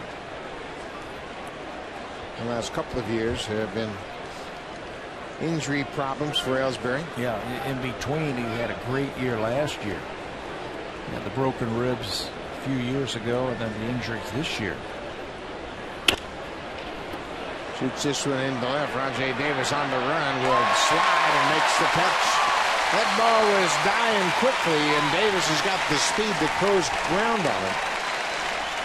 He goes into a slide and makes the catch to record the out. That's where Frazier was, using that high fastball that time against Ellsbury. Jams him. Andre Davis just runs that one down. Nice slide. How about the concentration on the backhand to watch that ball all the way into the glove.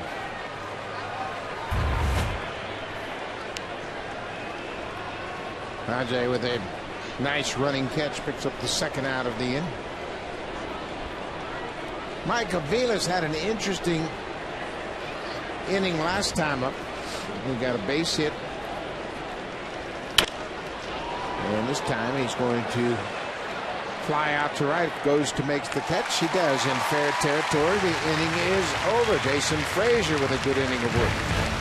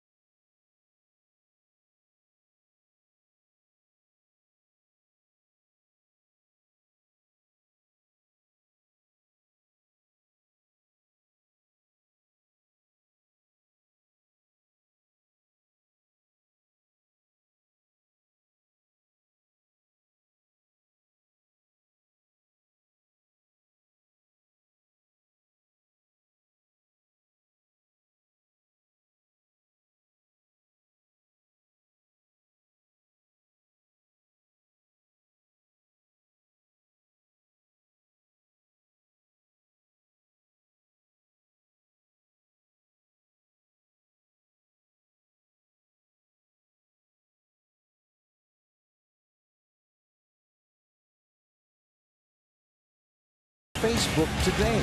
There are 5 ways to win this year, including a grand prize draw for Canada's largest LCD TV, a 90-inch Sharp Hot Course. Join Sharp Canada on Facebook today.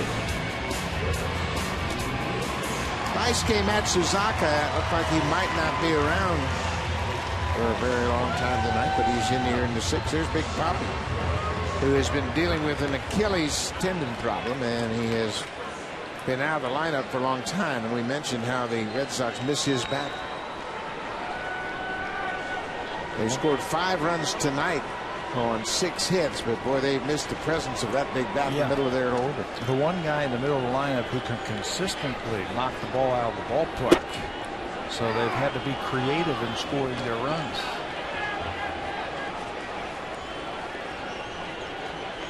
Looks like Big Papi might not play anymore this season, given where we are in the season and the fact that he hasn't been able to bounce back. Tried to come back, didn't he? Tried to come back, and that Achilles heel, the Achilles tendon problem wouldn't allow him to continue to play.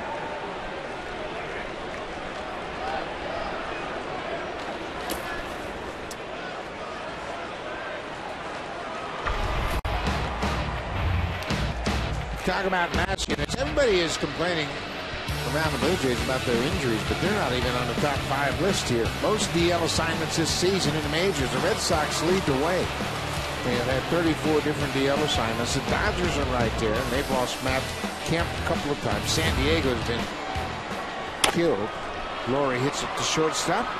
Let's see us waits on it, and that's the first out.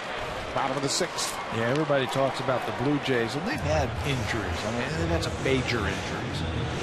Sometimes a DL is only 15 days and a guy comes right back. Blue Jays have been hit hard, but the Red Sox have been crushed this year because of injuries. Bobby Valentine hasn't had his full complement of players, and as a new manager, you know, he just got to kind of go with whatever you have available, and obviously losing this big guy hurts a lot.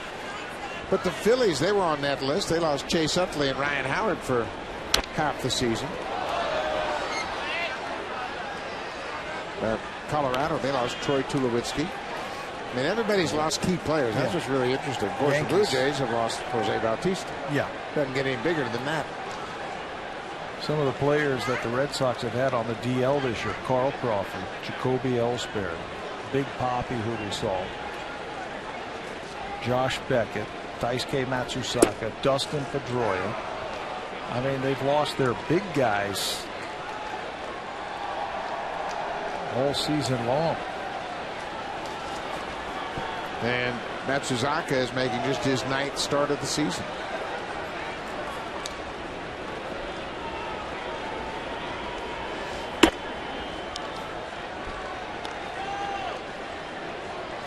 Cody Ross spent some time on the disabled list. Kevin Youkilis was on the disabled list. I mean, the list goes on and on and on.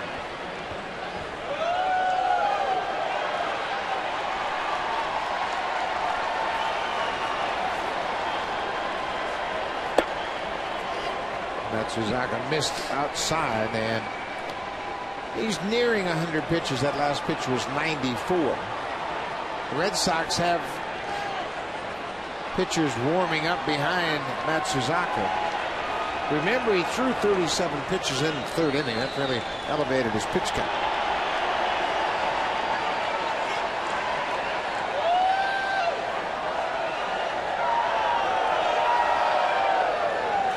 When he stays within himself and doesn't try and overthrow the ball comes out of his head nicely. He gets in trouble. Remember the wild pitches where he's bouncing those pitches, trying to get the strikeout with the splitter. Trying to catch that outside corner with that cut fastball and missed. It's full count. Clayton Mortensen is on the left and Rich Hill on the right. Hill, the left-hander.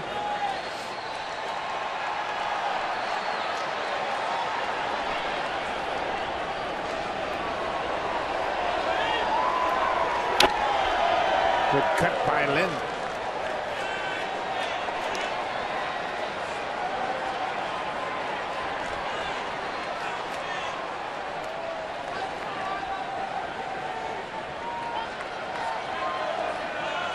Matt Suzaka has retired 9 straight. And because of that, his offense has come back and given him the lead.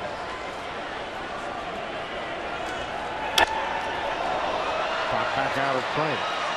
Tell you what, he did have that rough inning in the third when he allowed all 3 runs. But he has had spurts of throwing the ball very well in this game.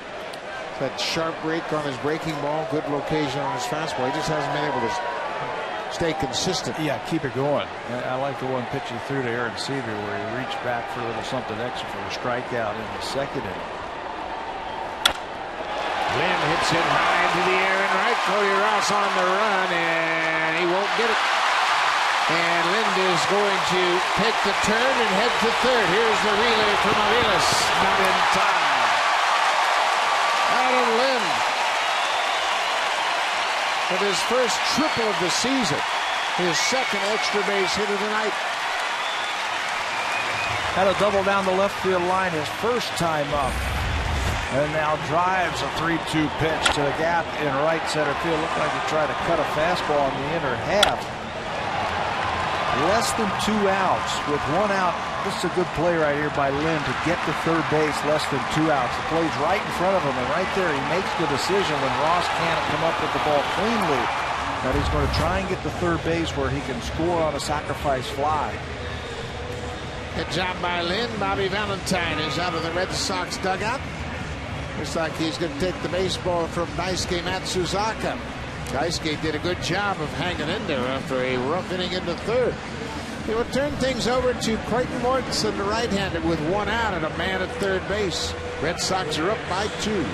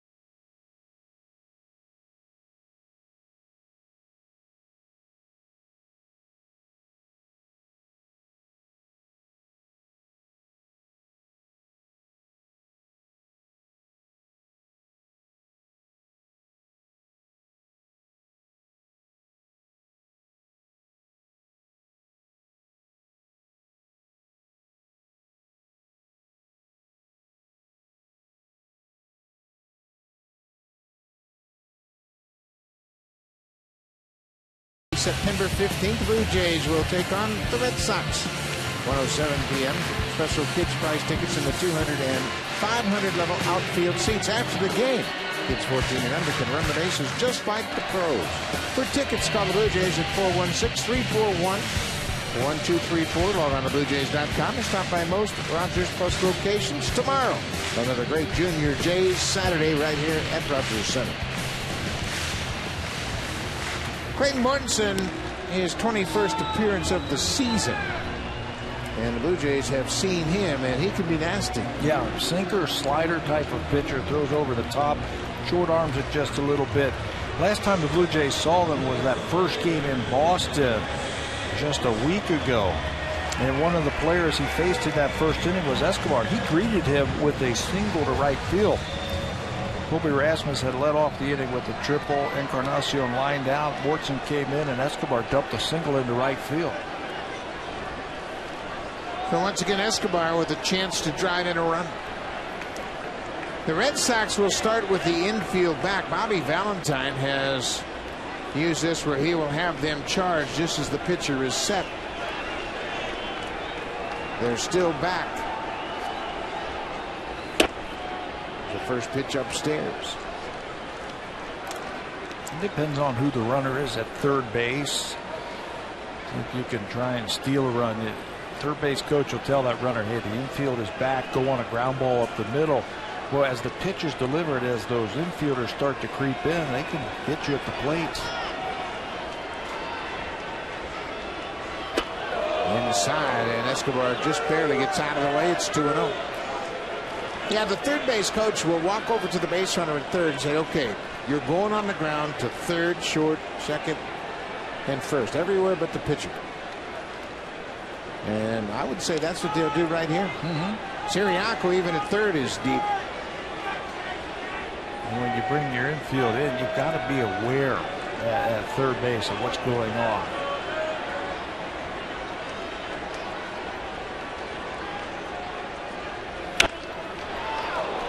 Off the end of the bat, foul, which might have been up a little bit.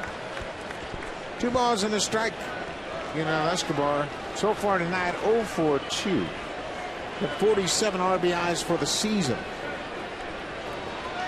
Big run down at third, bottom of the 6th inning. Chance to cut it to a 1-run deficit.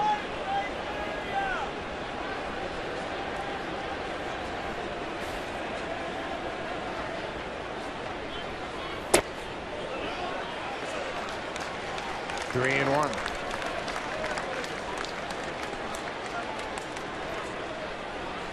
Lynn, with his first triple of the season, is at third base. Kelly Johnson is on deck. Johnson 0 for 2 so far.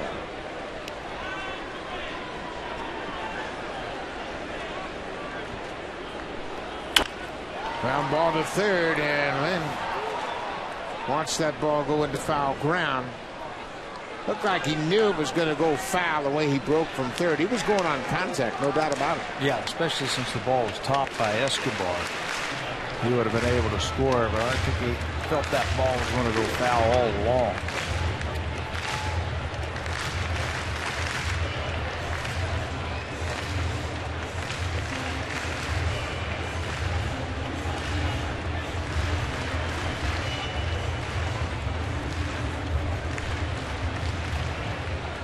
Full count, 1 out.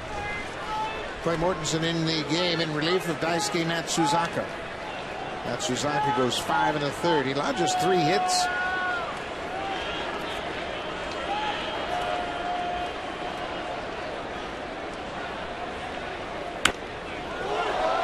Might have been ball 4, but too close to take. Yeah, much too close to take. You're thinking RBI right here. Plus, it was up in the zone, a ball that he could hit to the outfield. Yeah, that's a good pitch to drive out there. You're thinking about through the middle. That's Carpenter now warming up for Bobby Valentine's Red Sox. You're thinking about swinging until your eyes tell you no. You can't go up there taking right here. You're thinking about driving in that run.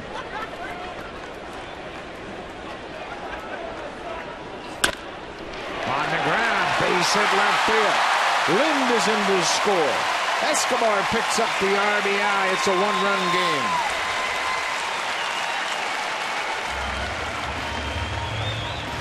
Like he tried to slip a fastball by him after that breaking ball was fouled back. And Escobar does a good job of staying right on it. Sinking fastball, hoping that he's going to just roll over on that ball and ground it to shortstop, but Escobar slows everything down and punches it through that left side for an RBI single. We mentioned Escobar is tough to strike out, and right there he did exactly what you want. Put the ball in play, something good's going to happen. He drives in a run and picks up a hit.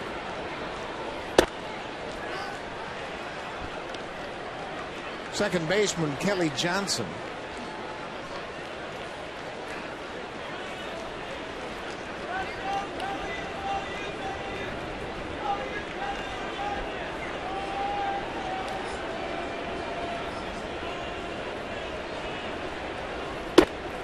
Two and 0.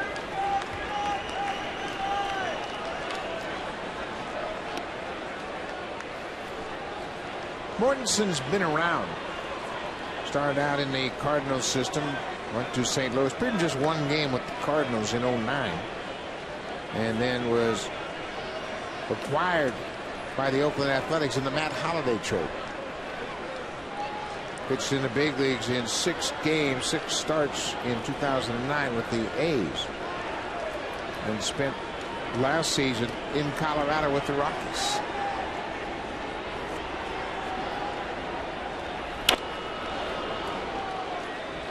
He's had a couple of nice outings against the Blue Jays, coming out of the bullpen for Boston, using that sinker slider combination very effectively.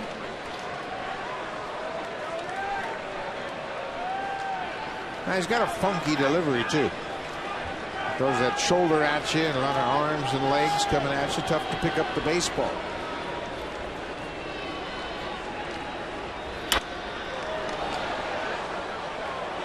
Mortensen might have got away with one right there. He left it right about belt high, and Kelly Johnson fouled it back. And a little slider down and in. Trying to get him to extend through the baseball. The Jays have scored a run here in the bottom of the 6th. It's a 5-4 Red Sox lead.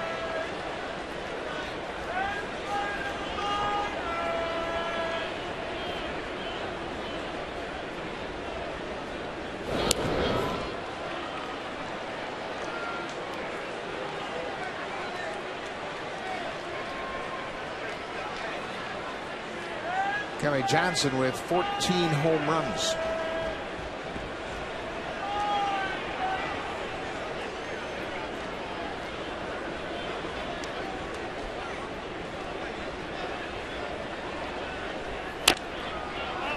Gets a piece of it and stays alive.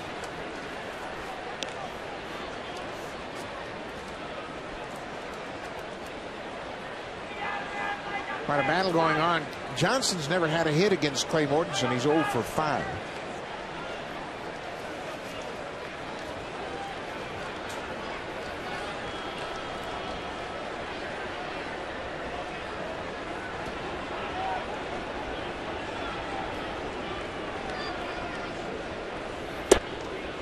Just missed the inside corner. Lavarnway tried to sell it to Tony Randazza, the home plate umpire. He wasn't going to have any of that. Tried that comeback two-seam fastball. Start the runner. I know Kelly Johnson just strikes out a lot. Aaron Seavey is on deck. I wouldn't start him. 3-2, 1 out.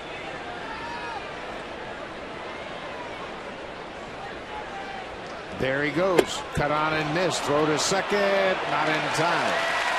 Johnson strikes out, but Escobar steals his 5th of the season. Let's check in with Jamie Campbell.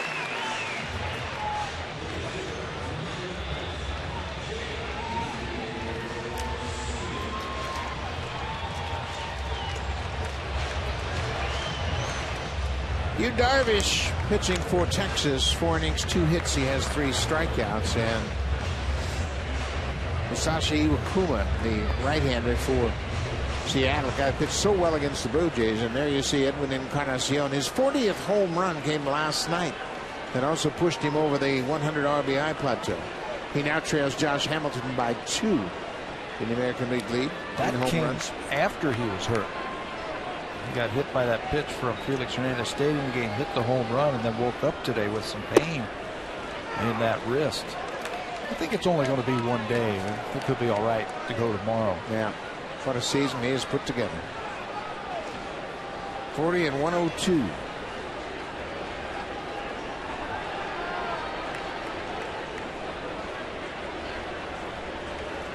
J.P. Arencibia struck out twice tonight.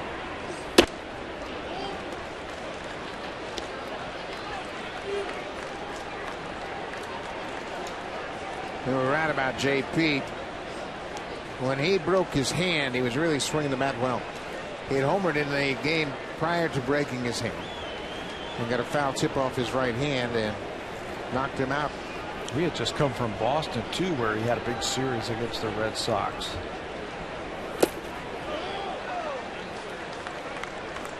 Ball in there. It's 2-1. Trying to crank it back up right here. He's been good in these situations this year, driving in big runs for the Blue Jays. I think he loves these RBI situations. Yeah, he has proven to be pretty good at cashing in. He had a 4 RBI game against the Red Sox that final Sunday in that July series. There goes Escobar, and Arencibia fouls it back. Escobar stole second base. His 5th stolen base of the season. There he was trying to pick the pocket of the Red Sox, and Arencibia fouled it back. And none of the defense moved either. They're going to go ahead and give Escobar third base if he wants it. Yeah, I think that's a good strategy in this situation with 2 outs. Keep your defense intact. Full count. There better be a sign then from the base runner to the hitter if he's going to take off, because that can be distracted as a hitter. You're concentrating on that pitcher, and all of a sudden you see something moving in that background. You're taking off, and for a split second your concentration leaves you. The DH Moises Sierra is on deck.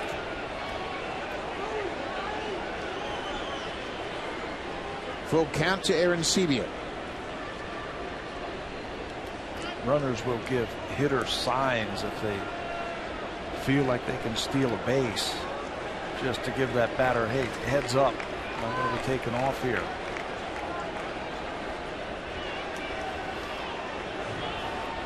And now they're going to have to talk it over. Mortensen and Lavarnway couldn't get their signs together. Mortensen has a definitive idea of what he wants to do on this 3-2 pitch. He thought Lavarnway had it. Lavarnway called time. They went through it again. Thought he had it. Said, well, let's be sure here. Let's make sure if a runner at second base and 2 outs, he knows what's coming.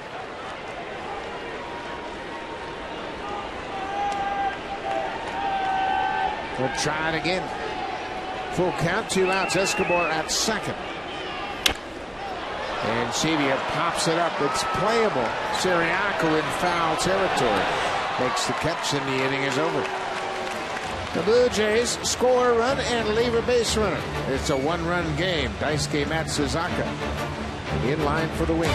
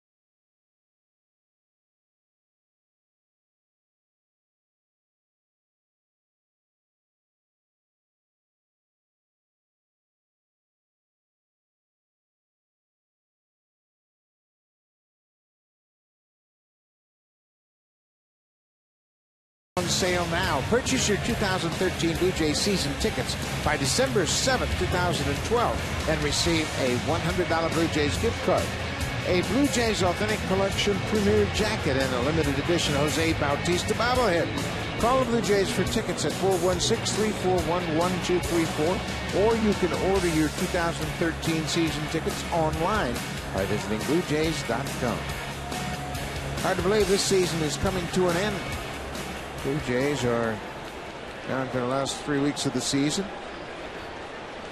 And there are going to be some great pennant race baseball As we've kept you updated tonight, Tampa Bay is leading the Yankees 4-2. Atlanta and Washington are tied 1-1 in the bottom of the 7th in Atlanta. Washington Nationals have an 8.5 game lead over the Atlanta Braves. Braves have lost 3 in a row, and they have lost some traction in the National League wild card race. They are comfortably in that first wild card spot. Then it gets really messy. Cardinals have a 2-game lead over the Dodgers, 3 over the Pittsburgh Pirates, 3.5 over the Milwaukee Brewers. How about that? Philadelphia slipped to 4 games back. They lost last night, had a late against the Astros and blew it late. That one hurts. Especially they're playing them 4 times too. Houston Astros. Yeah. The Astros have 98 losses this year. Cardinals and the Dodgers out west. Where did the Cardinals come from? Yeah, they just keep plugging away, don't they? The Cardinals, they have a 2-game lead for that second wild card spot. And they are in Los Angeles playing the Dodgers. How about that? If the season ended today, the Cardinals would be in the playoffs again.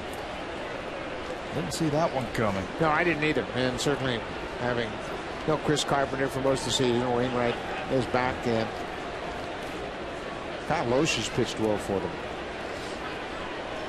1-2. Outside. Cody Ross leading things off for Boston. We are in the 7th inning. Jason Frazier in his 2nd inning of relief.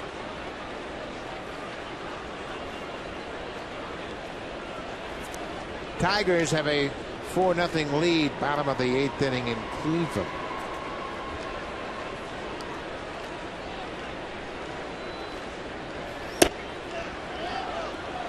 White Sox and the Tigers got rained out, so they'll have to make that game up. So already there's another little wrinkle into the finish of the season. That's Monday, right? That makeup game, I believe they have scheduled it for Monday. Scheduled for this Monday. I'm sure it's an off day for both teams.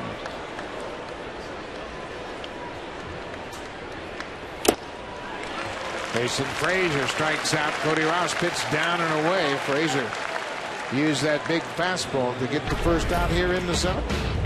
Daisuke Matsuzaka, boy, he walked a tightrope. He allowed just 3 hits in 5 1/3, 4 earned runs. He walked 3, and the 3 walks all came in the 3rd inning. And the Blue Jays scored 3 runs without a hit, with a total of 98 pitches. His game score just 44, 5 points under the American League average, but he pitches them into the 6th inning. Yeah, got some points for going past the 4th inning, but then had to subtract a couple because of those 3 walks. So he is just under the average. At times he looked pretty good tonight. He makes some good pitches, and other times not so good. But if the Red Sox bullpen can hold on, he would end up with the W. Mauro Gomez been on base 3 times tonight. Walt. Base hit, fielder's choice. Frazier's got good stuff again tonight. 94 miles an hour that time. Rushing up on the inside of Gomez. 0-2.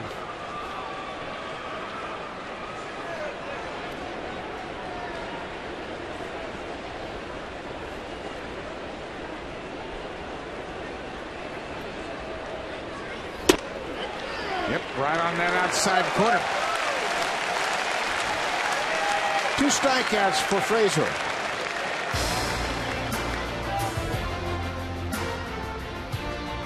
The all-new 2012 Honda CR-V. Yeah, it does that. Honda, the official vehicle of the Toronto Blue Jays.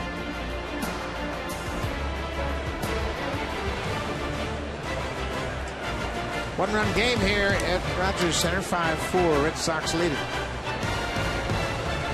Brian Lavarnway, the catcher, had a 3-run home run off Aaron Laffey in the 4th.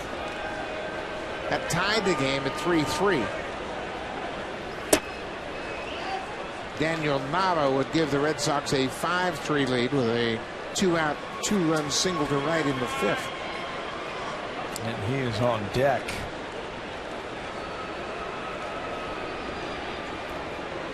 Get this guy right here to end the inning. Get that offense back in here quickly. This should do it.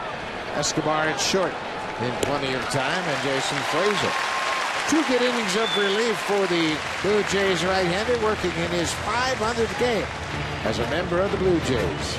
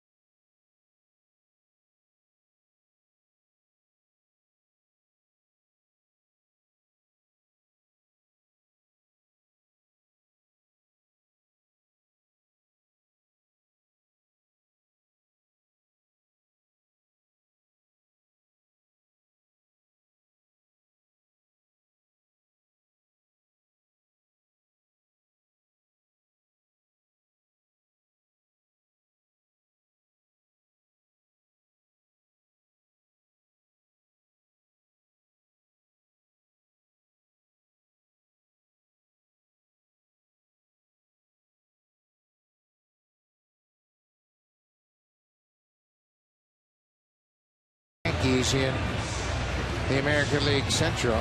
Yankees and Orioles are tied at top, so Tampa Bay trails both those clubs by 4. Junichi Tazawa, boy, what an interesting story he has become.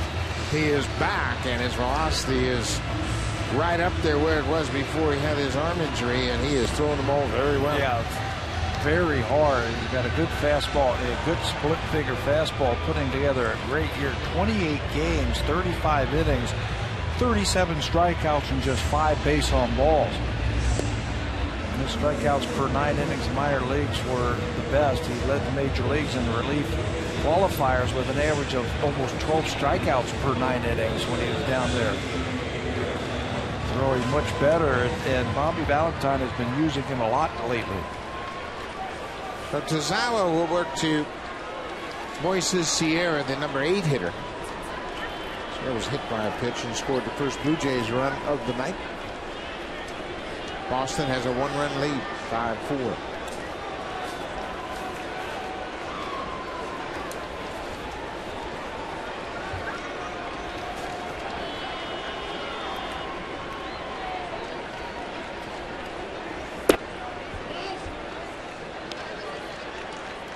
We saw Tazawa in the series at Fenway Park, and he got his fastball up to 97. He's got a strikeout pitch too. And you always have to be wary of that good fastball.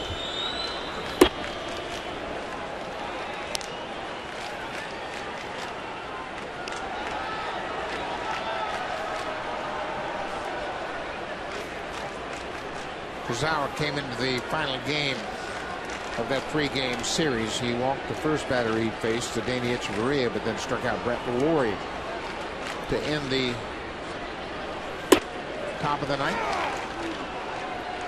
He throws a strike. It's 2-1.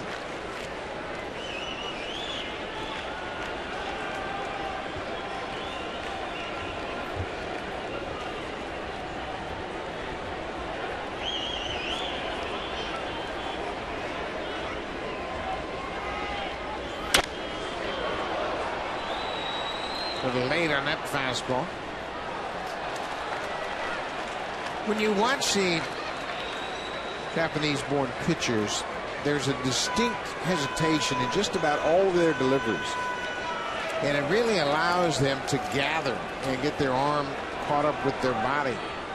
Saw Matsuzaka all night long rocking as his hands are set over his head. Now Tozawa has a little hesitation in his delivery as well.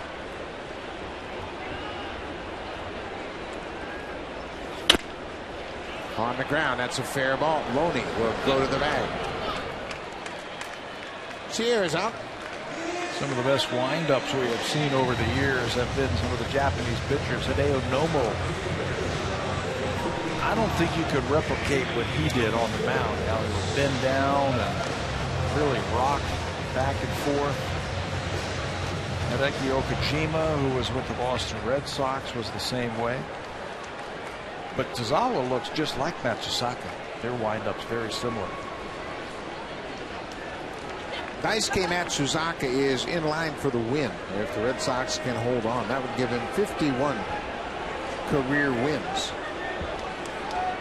since coming to the major leagues. Anthony Gose takes one upstairs. That would tie him with Tomooka for the third most all-time in the major leagues by a Japanese-born pitcher, trailing only Hideo Nomo, who has 123 career wins, and Hiroki Kuroda of the Yankees, who has 54. Nomo, by far the most successful Japanese-born pitcher to work in the big leagues. A couple of no-hitters from Nomo. Yeah, he pitched very well. Came up with the Dodgers, of course.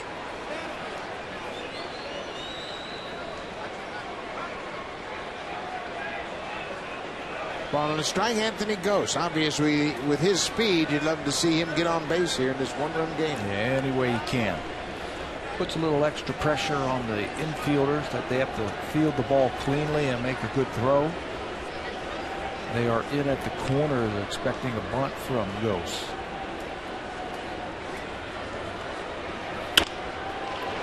Fires this one down the left side, but that'll reach the seats as it bounces off the warning track.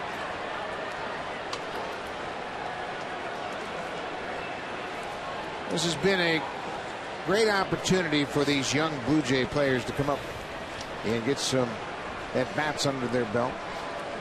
Anthony Gose has a walk and a ground out tonight. He has 104 at-bats. I don't think anybody expected they would get that many at-bats.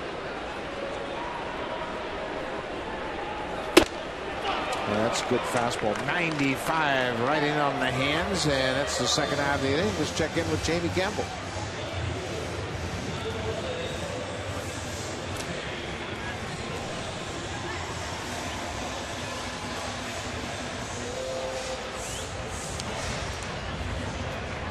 Chris Medlin has really done a great job for Atlanta, and that's quite a story. They held him back. He's coming back from injury. They didn't start him till late in the season. And he's a strike throwing machine. You talk about a guy that can pound that strike zone. Medlin goes into that game tonight with an 8-1 record. You and I were talking to a scout, and we were talking about the Atlanta Braves. And do you remember when the scout said that was the guy they missed the most last year when they lost out in the playoffs? He would come out of the bullpen. He would really bridge towards the end or make a spot start. And I remember talking to Scott. I remember who it was. He said that was the guy who really the Atlanta Braves could have used before he was injured last year. Down the stretch, and he's not a real flashy guy, and he's not a guy that will light up the radar gun. But when you talk to baseball scouts that know pitching, and they rave about his command of the fastball and the way he can pitch in the zone. He's had some big strikeout games this year for the Braves. 13 tonight. Ball on the strike to Rajay Davis. There's a good splitter. 88 miles an hour, and the bottom dropped out. Pretty nasty. Short arms it up there. Doesn't give you a long time to read it. He's going to be, I think, a big guy in their plans for 2013. Tozawa, from what he has done this year. Impressive. He comes out of the bullpen and makes quick work of the Blue Jays. And bottom of the 7th. We'll go to the 8th. It's a one-run game. The veteran Darren Oliver will come into the ballgame to face Daniel Nava.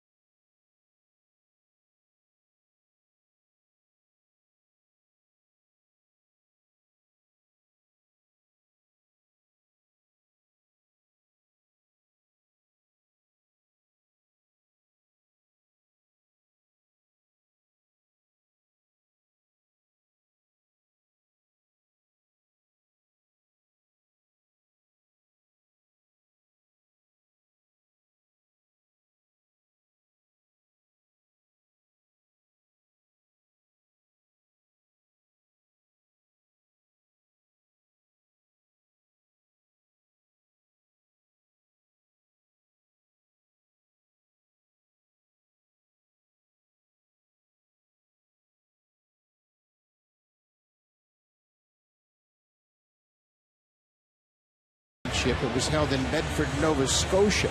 11 teams from across Canada participated in the Bantam Girls National Championship in Bedford. The Blue Jays would like to congratulate the Quebec Provincial All-Stars for winning the tournament. The Toronto Blue Jays are proud supporters of amateur baseball across Canada. We have a lot of amateur baseball tournaments and a lot of them winding down. The Blue Jays want to make sure they acknowledge those champions. Here's a champion in his own right, Darren Oliver, who comes into the ballgame for the 55th game of the season. Yeah, last were a couple days ago, a very clean inning against the Mariners. A couple of strikeouts, 55 games, a 162 earned run average. He has won 3 games. He's also saved a couple games for the Blue Jays, and it makes it look easy at times. He has 14 walks this year. He has really done everything that John Farrell wanted from his lefty specialist. So it'll be Nava, the switch hitter. Nava had a big 2-out, 2-run single in the 5th inning off Chad Jenkins, and he'll turn around again and bat for a 3rd time as a right-handed hitter. Grounded out twice as a righty and then delivered that single as a left-handed hitter. Yeah, the numbers, this is why you bring in a left-hander right here. You've got a lefty on deck. The numbers for Nava won't match up for him. Versus the lefties, he's hitting just 169 versus right-handers 277, and the numbers don't lie tonight. And then James Loney is on deck. And it doesn't really make any difference to Oliver. I mean, he's been as good against lefties and righties equally. And he has been consistent. He pitches ahead. Doesn't get himself into tough situations. Give you an idea how good he's been against righties. They've hit 194 against him. He has the reverse splits. Doesn't make any difference, as I mentioned. Lefties have hit 188. Yeah, 93 at bats also for right-handers against Oliver. You know, it's not a very small sample. It's a nice long sample for him. He just keeps cutting that fastball inside. He'll flip a curveball up there. He'll go back outside. He'll take a little something off. He'll throw a changeup. You don't know what to expect when you're standing in that batter's box and he's pitching. He's the kind of guy you just got to look for the baseball. You can't guess along with him. He'll always be a pitch behind. There's a base hit for Nava. That ball was up and he goes right with it, hits it into right. A leadoff single for Daniel Nava. Fans, you can watch every out-of-market Blue Jay game live or on demand on your favorite device. MLB.TV Premium now also includes a free subscription to @BAT12. Visit BlueJays.com for more details. Tell you what, that MLB.TV premium is also great this time of the year when you can flip around and watch all the games and keep up to speed on everything. So Nava's aboard James Loney. It's a one-run game. Boston has a 5-4 lead. Loney takes a strike.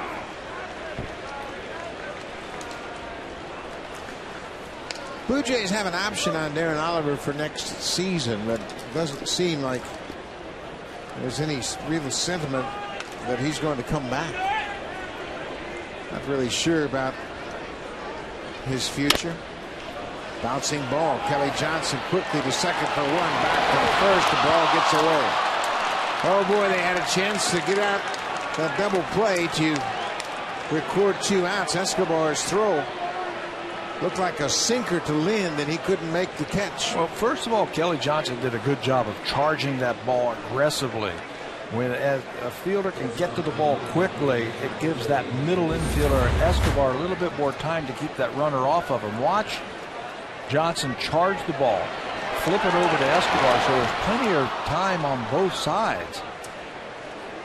Escobar, who is in the shift, comes over, clears, throws a sinker to Lind, and that's a ball that's got to be caught, I think. Yeah, and the base runner really wasn't an issue for Escobar.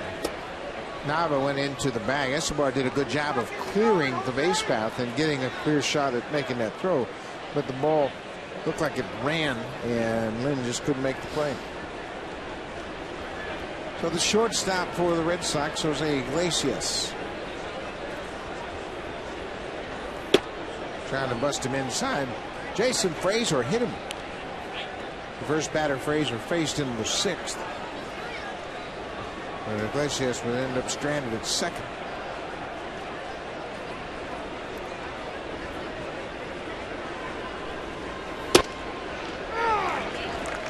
Two and one.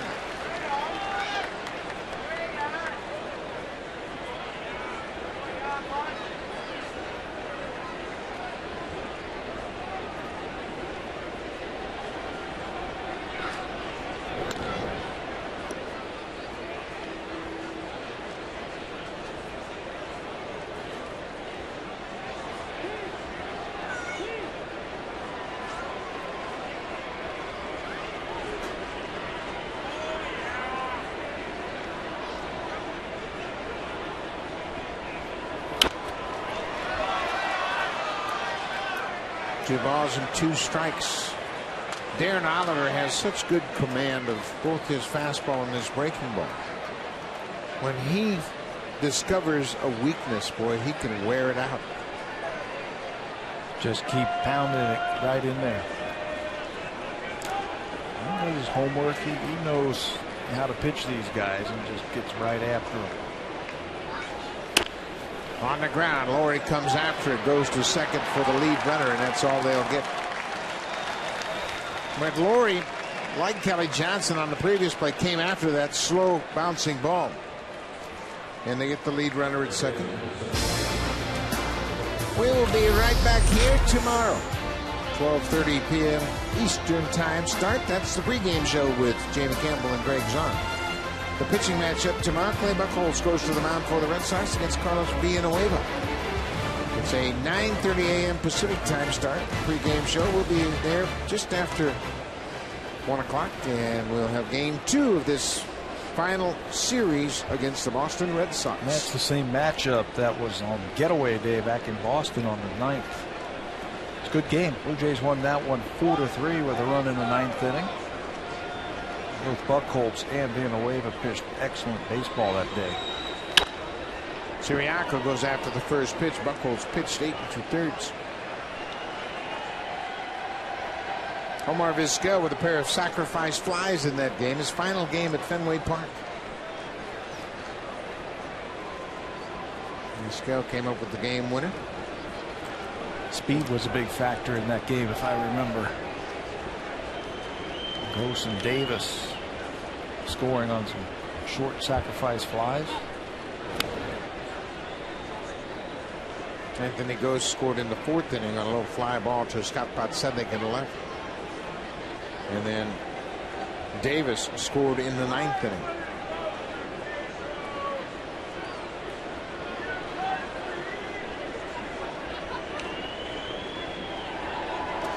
There goes the runner, and ball is fouled straight back.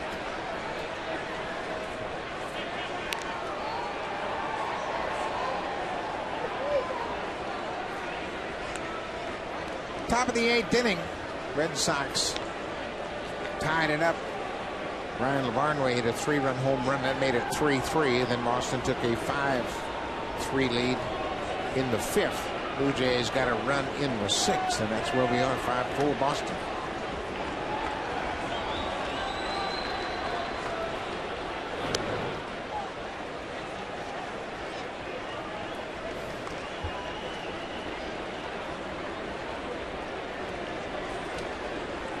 And when Encarnacion did not start this game, as he is dealing with a bruised wrist, he got hit by a pitch in last night's game in the 3rd inning. Did not see him take batting practice today. No, he did not take BP today, so it makes you think that he's probably not available. Probably not available.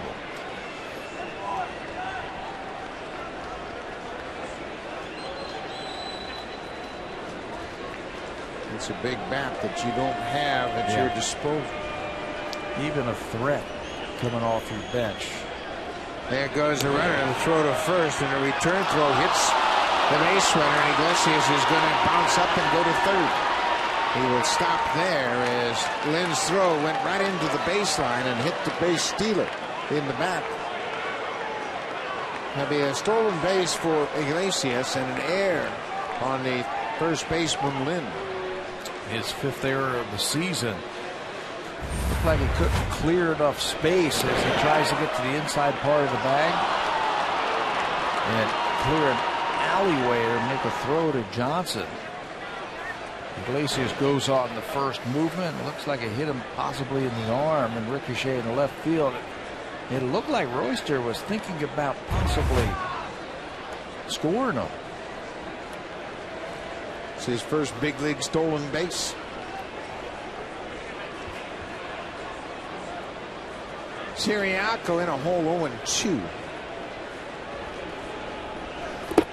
And chases that breaking ball, and Sevilla throws to first to complete the strikeout. So we'll go to the bottom of the 8th. Blue Jays trail by a run. Now it's time for a Blue Jays Central update. Here's Jamie Campbell and Greg Zahn in the Black Brave broadcast studio.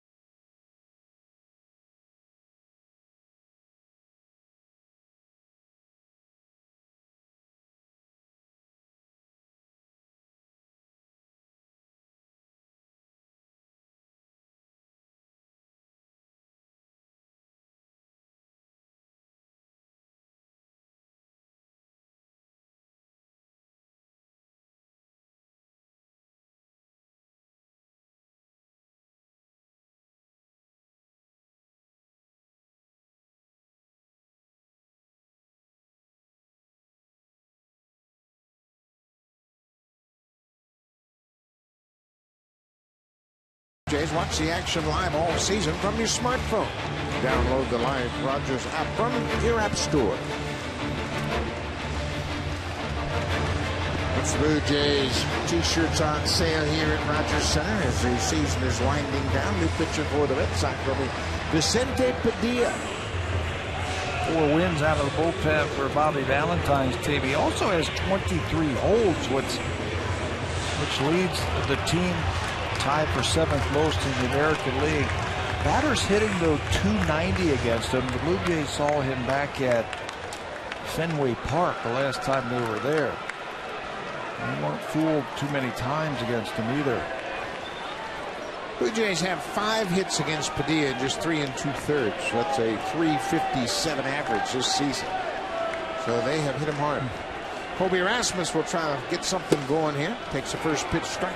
When they saw him back in Fenway Park, Rasmus was the first player he faced. Gave up a single, then a single to Encarnacion, another base hit to Lynn.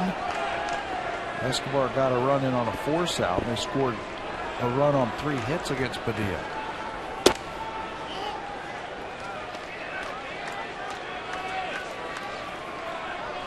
Padilla has been around a long time. We mentioned that when we saw Erasmo Ramirez pitch for the Mariners. He was born in Nicaragua. Padilla as well.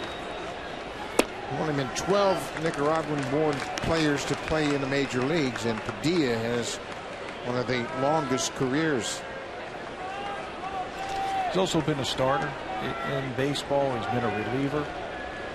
He's bounced around between a couple of organizations between each league.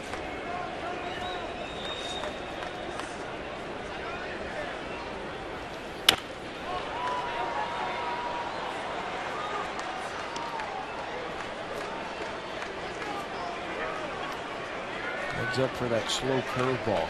Haven't seen that yet. I know. I was just thinking about it.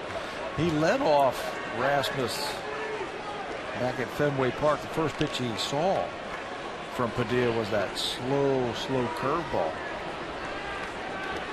He's stuck with the heater so far here.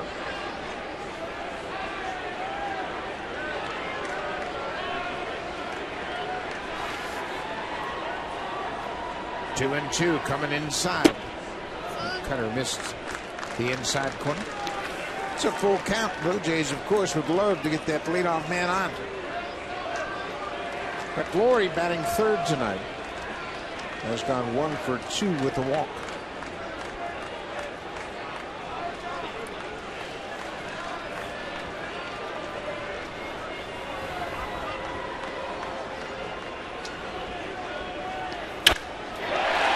Rasmus lines into center.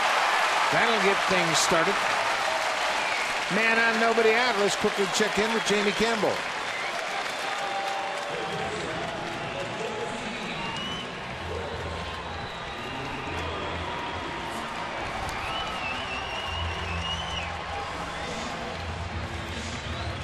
Alex Rodriguez is a pivotal player for the New York Yankees, coming back from that broken hand, and obviously he's got a terrific track record, and he gets a big hit tonight. He's a money player who loves those type of situations.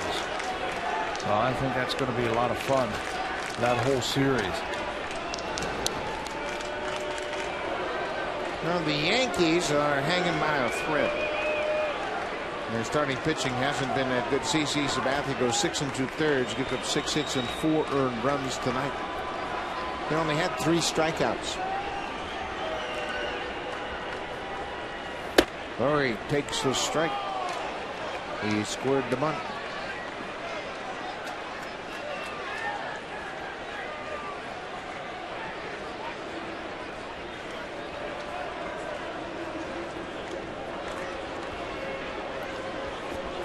Rasmus with a leadoff single.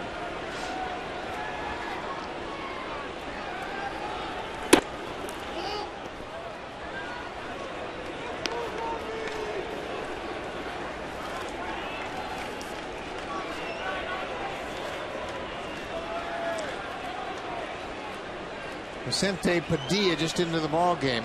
First batter he faces now at first base. If you wonder if Brett Lawry's sacrificed, he's already had just 1 this year. It looked like he was still trying to sacrifice. Got to tie it up before you can win it when you are the home team. Adam Lind is on deck, and Lind just had a big night, a double and a triple. And he's driven in a run. Ball on the strike. Well, he squares early this time and takes one outside. John Farrell has proven to be a gambler all season long. I'd take it off right now. Play hit and run. They might right here. Long look by Lowry at Brian Butterfield. You got to believe Padilla is going to throw you a strike now. Laurie can make contact. Rasmus has good speed. Pull one right by the third baseman. Squares early again. He's going to bunt it and pushes it foul.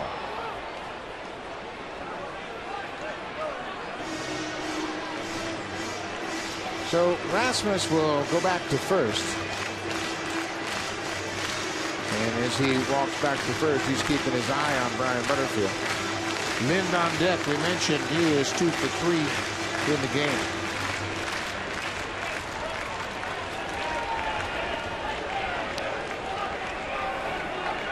Padilla is the 4th Red Sox pitcher to work tonight.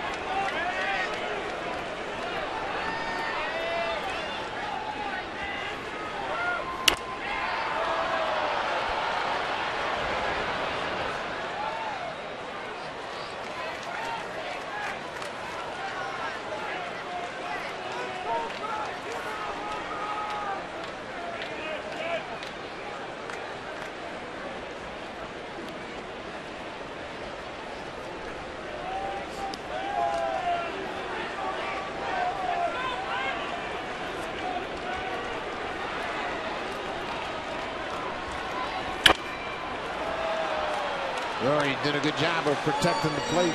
Yeah, Padilla's got a good arm. 93 miles an hour, but it's free and easy. He slings the ball up there. You got to tell yourself you got to lay off that high fastball. He's throwing it up there for a reason to Laurie. He doesn't think he can get around on a good fastball.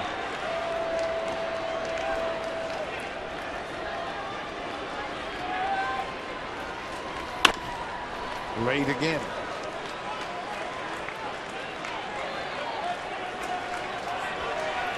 So Lavonway will go to the mound and talk things over. He's a young catcher who's learning the game of baseball. I think he wants to ask him right here, do you feel comfortable throwing a breaking ball to Laurie? He's thrown 3 hard fastballs right by him. Yeah, and that's where a catcher really gets into a jam. You're thinking, okay, well, he's getting close to that fastball. No, he's not. Yeah. He's been late. He's swinging with a 2-strike approach, and he's trying just to protect that strike zone. So I think if you throw him a slow breaking ball, they're just inviting him to put the ball in play. Speed his bat up just a little bit.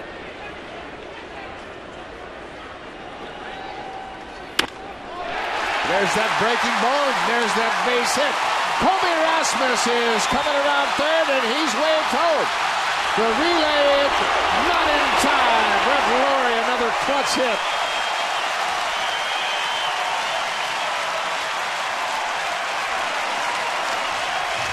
That one I don't understand. Padilla's got a good fastball, and Laurie kept fouling it off. And you were right. Slow breaking ball, you're just going to speed his bat up and you're going to do him a favor. That ball inside the line easily. Thank goodness the fans don't touch that one, because that allowed Rasmus to come all the way around from first base to score the tying run. What a good at bat by Brett Laurie. I mean, to me, that reflects his personality. Yep. He just wasn't going to let Padilla beat him. Lind, now it's a tie game, 5-5. Adam Lind, a double and a triple tonight. He's driven in a run and scored a run. Padilla has given up a single and a double, and he's given up the lead. Driven toward the gap in left, and Nava makes a terrific catch. Laurie's got to hustle back, and my, Aviles missed it. Brett Laurie was already headed for home, anticipating that ball was going to drop. What a terrific play by Nava, and a good throw to second. But Mike Aviles missed the one-hop throw. First of all, the catch, I didn't think he had any shot. This ball's on a line, but it's twisting back towards Nava, lays out, and then he comes up and throws strong to second base. Now, as a as a fielder, it's okay to come off the base. Go catch the ball. You're still going to have time to come back and touch the bag. but he tries to short hop up, and the Blue Jays catch a break.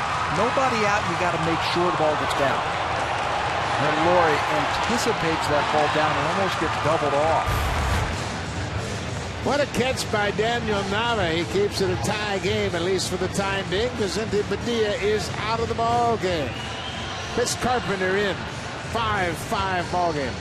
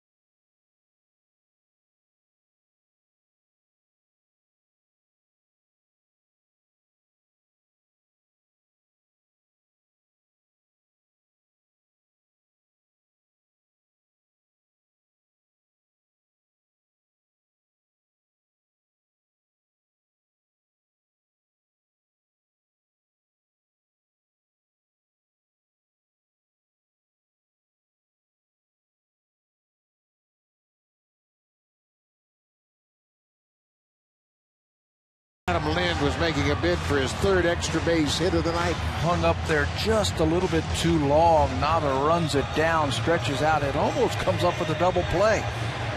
Just a short hop to Aviles kept the Red Sox from turning a nifty double play. But that catch right there by Nava momentarily has saved the run. Chris Carpenter, just his fourth appearance of the season. He'll come in to work with the go-ahead run at second, and Escobar at the plate. Just recalled a couple of weeks ago from Pawtucket, where he spent the season.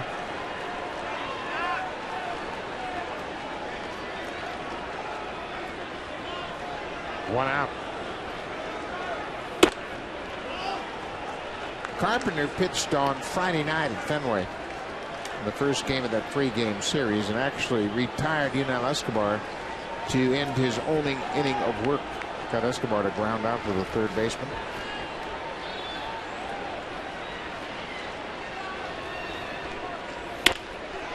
Broken back grounder, and Laurie is going to run into an out. Brett Laurie, with that ball right in front of him, runs to third, and the Blue Jays lose a base runner from scoring position. Base running mistakes have been big the last few nights, and that takes that base runner out of scoring position. Ball to your right, you got to hold up. This is an easy play for the shortstop. A catch and a throw, and tough to move up on a grounder to your right. It's just got to make sure that ball goes to your left. So now there are two outs. Kelly Johnson.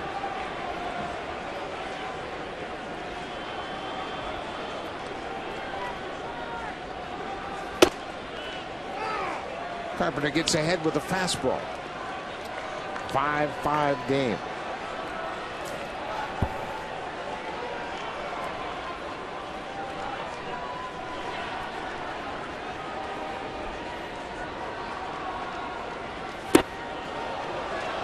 Two.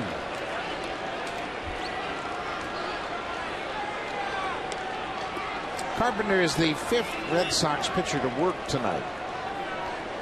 Daisuke Matsuzaka started, went 5 1/3. Clay Mortensen, Junichi Tazawa, and Vicente Padilla, and then Carpenter into the ball game here in the eighth with one out.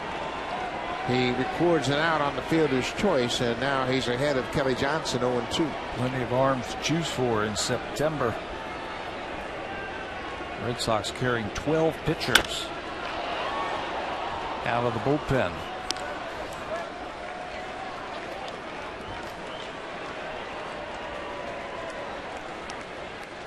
Bobby Valentine has used his relief corps pretty effectively. Junichi Tozawa had a 1-2-3 seventh inning. Padilla had some trouble in his inning.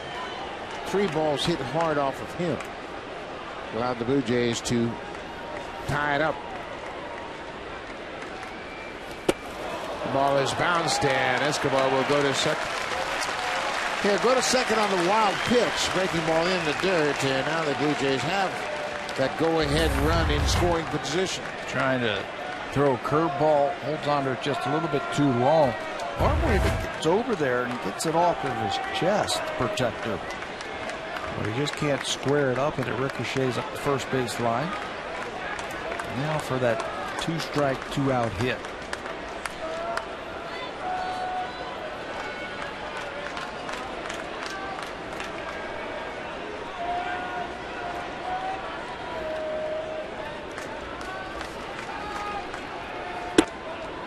Just off the plate. Nava has 5 assists in left field. We've already seen his arms pretty good.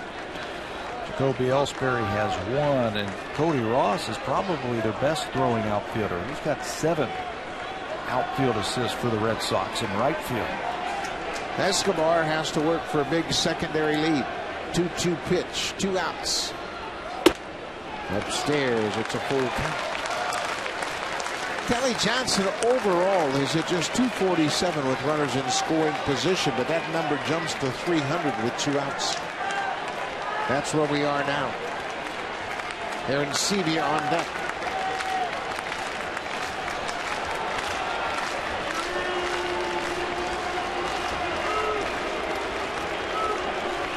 And they're going to put him on. Bobby Valentine, not wanting to chance a 3-2 pitch from Carpenter, said, you know what, let's put him on and get a fresh count. We'll work with J.P. Arancibia. And it almost backfired. He almost threw it to the backstop. He probably sees those same numbers that you were just talking about. 247 with runners in scoring position. It goes up to 300 with 2 outs. So once he fell behind, he says, we're going to walk him and face the righty. So Valentine sends Randy Neiman out to talk to Chris Carpenter, just to give him a little boost of confidence. Said, okay, you got this guy now. Let's stay hard on J.P. Arancibia. Don't make the same mistake to Arancibia that you did with Laurie. And they threw Laurie a 2-strike breaking ball in the zone, and he tied it up with a double down the left field line. Pitching coaches will go out there and they'll just remind their pitchers what the game plan is against a certain hitter.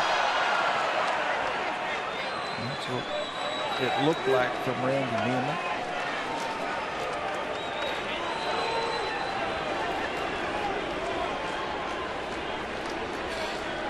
J.P. Arancibia, 2 on, 2 outs. Goes after the first pitch and fouls it off at the plate. J.P. is 0 for 3 with a couple of strikeouts.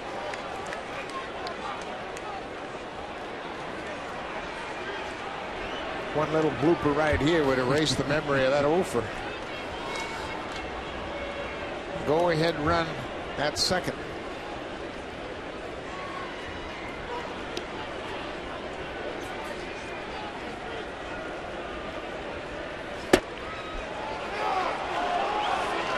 And 2. Now you got a battle.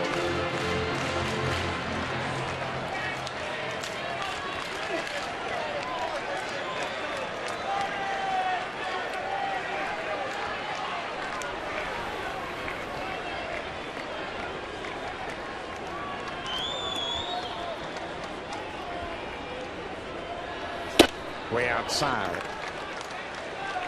Casey Jansen, just in case. He's ready. Blue Jays take the lead here. He'll charge out of that bullpen.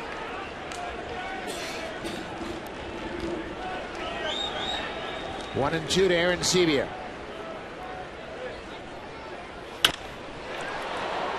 Breaking ball ripped into the seats down the right side.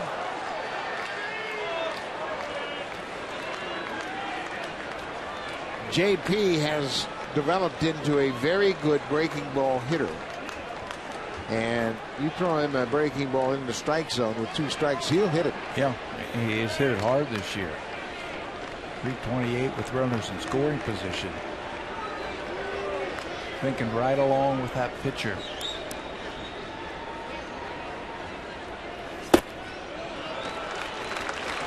Trying to hump up a little bit with that fastball and missed all the way across the plate outside. Carpenter's interesting in that he was acquired from the Cubs as compensation for Theo Epstein, leaving Boston to become the president of baseball operations for the Cubs. 2-2. Driven to center field, but that's going to hang up, and Ellsbury gets over there. The inning is over.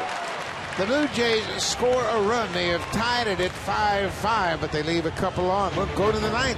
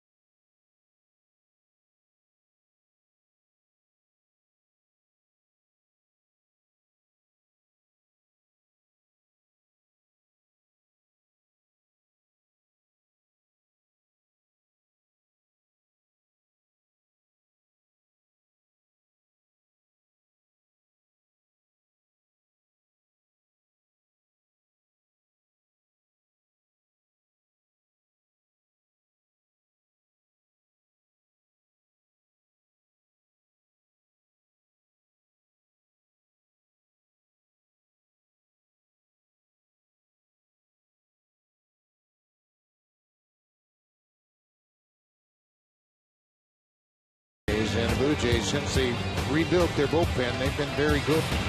The ERA since the trade deadline is 7th in the American League. The opponent's batting average of .230, very respectable, with 1.21. And the strikeouts are tied for first in that department. And Darren Oliver's been a big part of that. Of course, he was here prior to the trade deadline, but picking up Brad Lincoln and picking up Steve Delavar really added to the depth of this very effective bullpen. Yeah, trading for Brandon Lyon and bringing Aaron Loop up. It's been a deep and versatile bullpen now for John Farrell's team since that trade deadline, and a very good one. Darren Oliver works to Jacoby Ellsbury, who singles on the first pitch. Got a breaking ball. Ellsbury looked like he was looking for that pitch and ripped it past the shortstop into the left. Yeah, it stayed up for him right at eye level. Or you can stay with that and just punch it the other way. Can't try and pull that pitch. Keep that front shoulder in, just slash it the other way, and a leadoff single for the Red Sox. So Ellsbury with the leadoff single. That'll knock Darren Oliver out of the game, and he'll hand things off to Casey Jansen, the right-hander Jansen. Last pitched on Wednesday. Will try to eliminate the impact of this leadoff single. It's a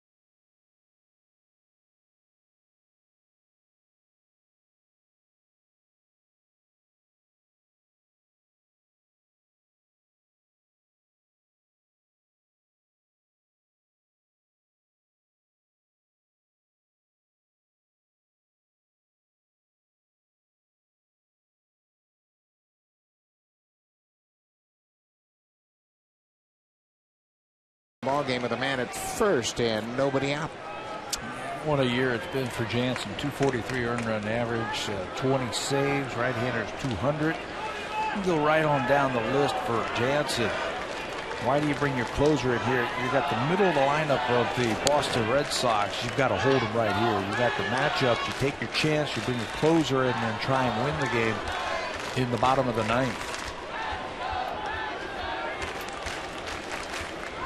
Mike Aviles and then Cody Ross. Ellsbury at first.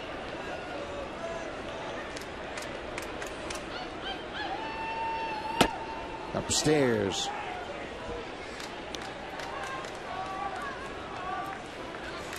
Jansen comes into the ballgame with an inherited base runner. He doesn't do this often. He's inherited 11 base runners this season, and only one has scored.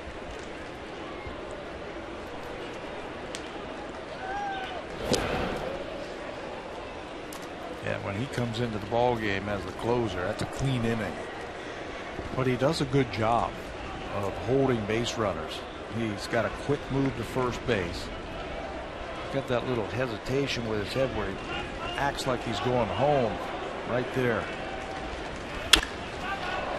Fly ball to right. Anthony Ghost moves over and makes the catch. Aviles is retired. Ellsbury back to first.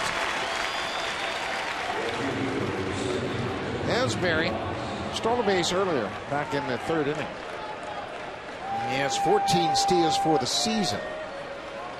And he's pretty effective as far as gauging pitcher's release and when to take a break. He's only been thrown out one time this year. He was on the back end of a double steal with Siriaco back in the third inning. Cody Ross, the right fielder. There's a strike. We mentioned Casey Jansen has inherited just 11 base runners, and this is the first time he's come into a ball game with a runner on base since August 4th. And that's the only time this year? Wow. One base runner. No. He's inherited 11. He's inherited 11. Okay. Yeah. This is the first time he's been into a game with a runner on.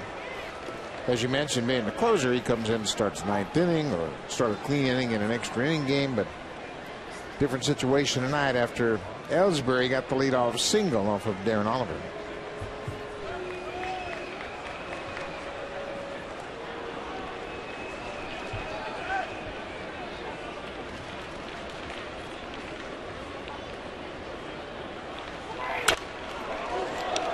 Fouls it back.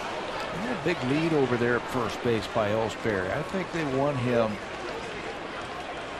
to let Ross go ahead and swing the bat. He can easily score a runner from first base. So he's not giving any indication that he's going to try and steal a base. No, you're right. He hasn't taken much of an aggressive lead at all. Maybe with 2 outs, if they get Ross, they might take a chance then. Look at that. He's got 2 feet on the dirt. Line to left field. Rajay Davis is going to play it on a hop. Cody Ross has a single. So it's first and second with 1 out. As an outfielder, you got to make a split decision. Do I come in and try and make a shoestring catch, or do I pull up and keep the ball in front of me? Rajay Davis was thinking about trying to make that catch, but then realized he's not going to be able to. Now you just got to sacrifice your body and just keep the ball in front of you somehow. So Ellsbury doesn't go to third base. Rajay does a good job there of blocking that ball on the short hop. The DH, Mario Gomez, batting for a 5th time tonight. He has walked, singled and scored, reached on a fielder's choice and scored and struck out. 1 out.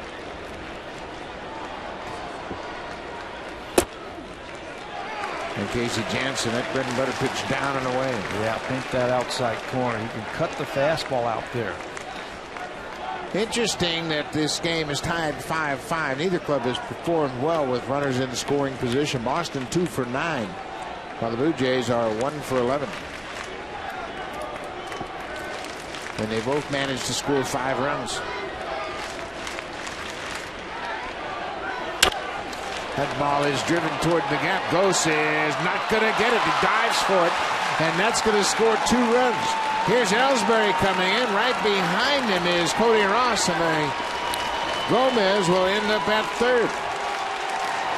That ball was lined to the gap in right center. Gose dove for it and didn't come close to catching it. And the Red Sox have taken a 2-run lead here in the top of the ninth. With his very good speed in right field. That ball slicing back to him. I thought he had a shot at it, but the ball's hit just too hard. You can see Gose going hard and dives for it, does not come up with it. He's holding his wrist out in the outfield. After that, and once it gets by him, the base runners are going to circle the bases. Gomez is going to end up at third base with the triple. And now the infield has to come in. First triple for Gomez. He drives in a pair. And Ryan Lavarnway. The Red Sox have scored 7 runs tonight. It's the first time in 17 games they've scored more than 5 runs. They had scored 5 runs or fewer in 16 straight. 7 runs on 10 hits, and there's still just 1 out.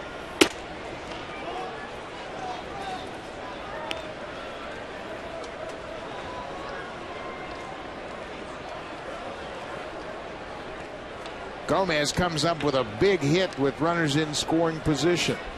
Just the 3rd hit for Boston tonight. They are now 3 for 10, but a timely hit by the DH. He's had some big hits against the Blue Jays here these last couple of series. On base now 4 times tonight. Hit a home run against the Blue Jays at Fenway Park last time they saw him. Had a RBI pinch hit, base hit in that game as well. This is driven deep into left center. Rajay Davis moving under it. Tagging at third is Gomez, and he will come in to score. Lavarnway with his 4th RBI of the night on the sacrifice fly, and Boston has taken a 3-run lead.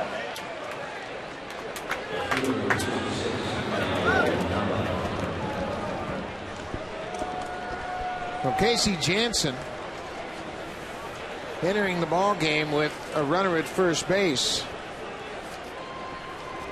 2 of the runs will be charged to Jansen. The first run of the inning will be charged to Darren Oliver.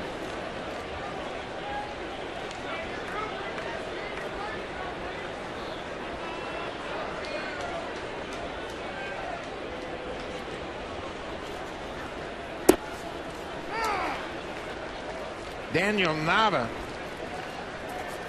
has maybe made the play of the night defensively in the outfield. He took away extra bases on a diving catch in the 8th inning off the bat of Adam Lind. He's also had that 2-run single. He got it started last inning with the single. But you're right, that defensive play in left field, game saver, game changer by Nava. Lind making a bid for his 3rd extra base hit of the night was robbed by Nava. And now Nava is behind 0-2.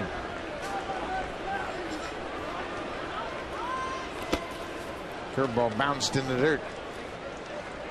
Well, the Blue Jays had opportunities, and they've made base running mistakes again tonight. Brett Laurie ran into an out at third base on a grounder right in front of him, after he tied up the game with a clutch double. Made it a 5-5 game. Tried to advance on a ground ball by Yunel Escobar, and they threw him out at third. That was a big play.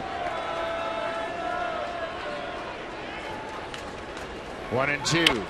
Nava stays alive. Yeah, we've seen some funny things in this game tonight. Blue Jays scored a run without benefit of a hit in the 3rd inning. Scored 3 runs without a benefit of a hit. I don't think they got the ball out of the infield. They didn't. No. A hit batter, 3 walks, and a couple of wild pitches. They scored 2 runs on wild pitches and the 3rd run of the inning on a ground out. Nada hits it into the outfield. Laurie from shallow right field throws him out. The inning is over, but the Red Sox do big damage. They scored 3 runs on 3 hits in the ninth. It'll be Moises Sierra, Anthony Gose, and Rajay Davis. The Blue Jays got some work to do. They're down by 3.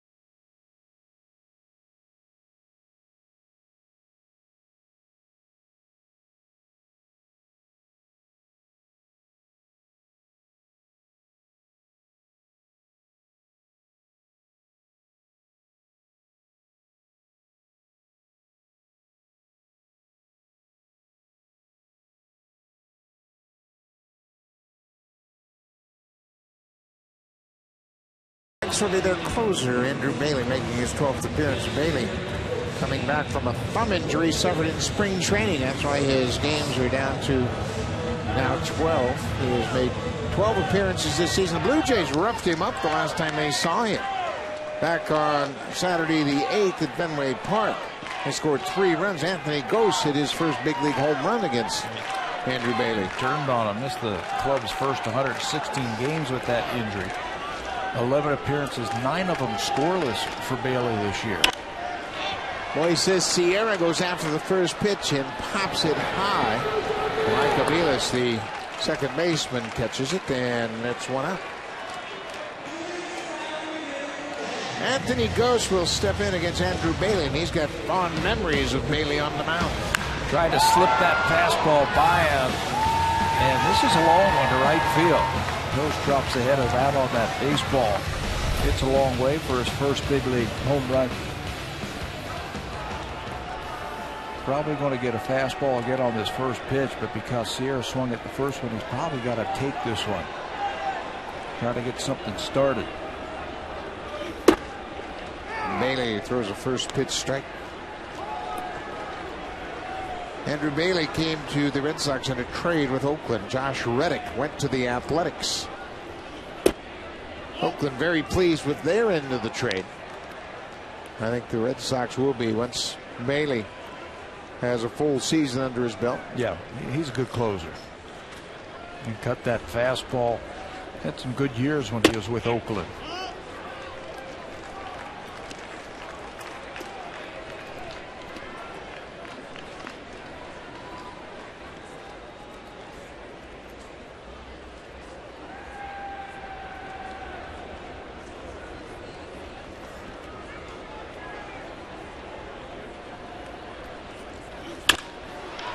Gose lines it into the seats.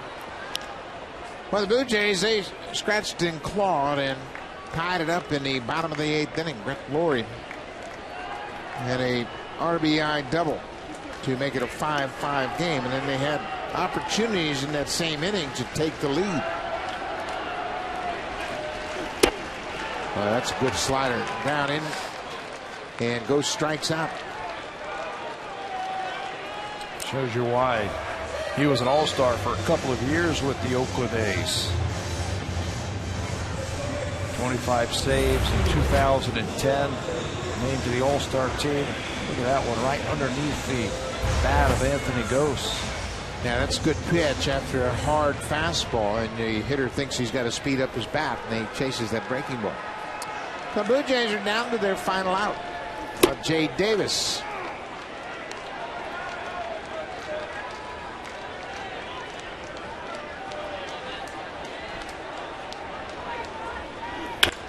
Davis singles into center field. That'll keep the inning alive.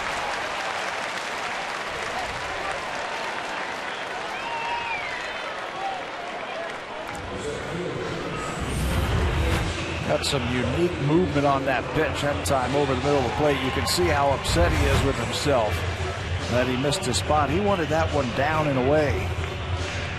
And up over the middle of the plate. That run doesn't mean anything over there at first base, so the Red Sox aren't going to hold him on. So Davis gets a single off his former teammate. They were both together in Oakland. Colby Rasmus, he scored the tying run in the 8th. He had singled off Vicente Padilla to start the inning. Davis will take second base. The Red Sox will concede second. Defensive indifference. It will not be a stolen base for Rajai Davis. Rasmus needs to get on to keep the game alive. Takes a strike.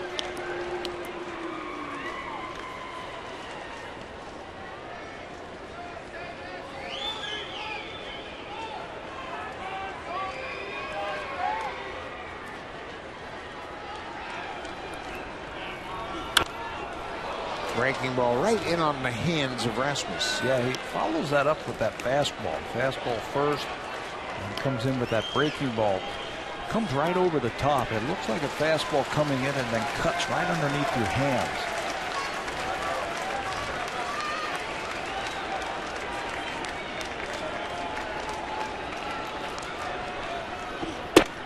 Strike 3 call. The game is over.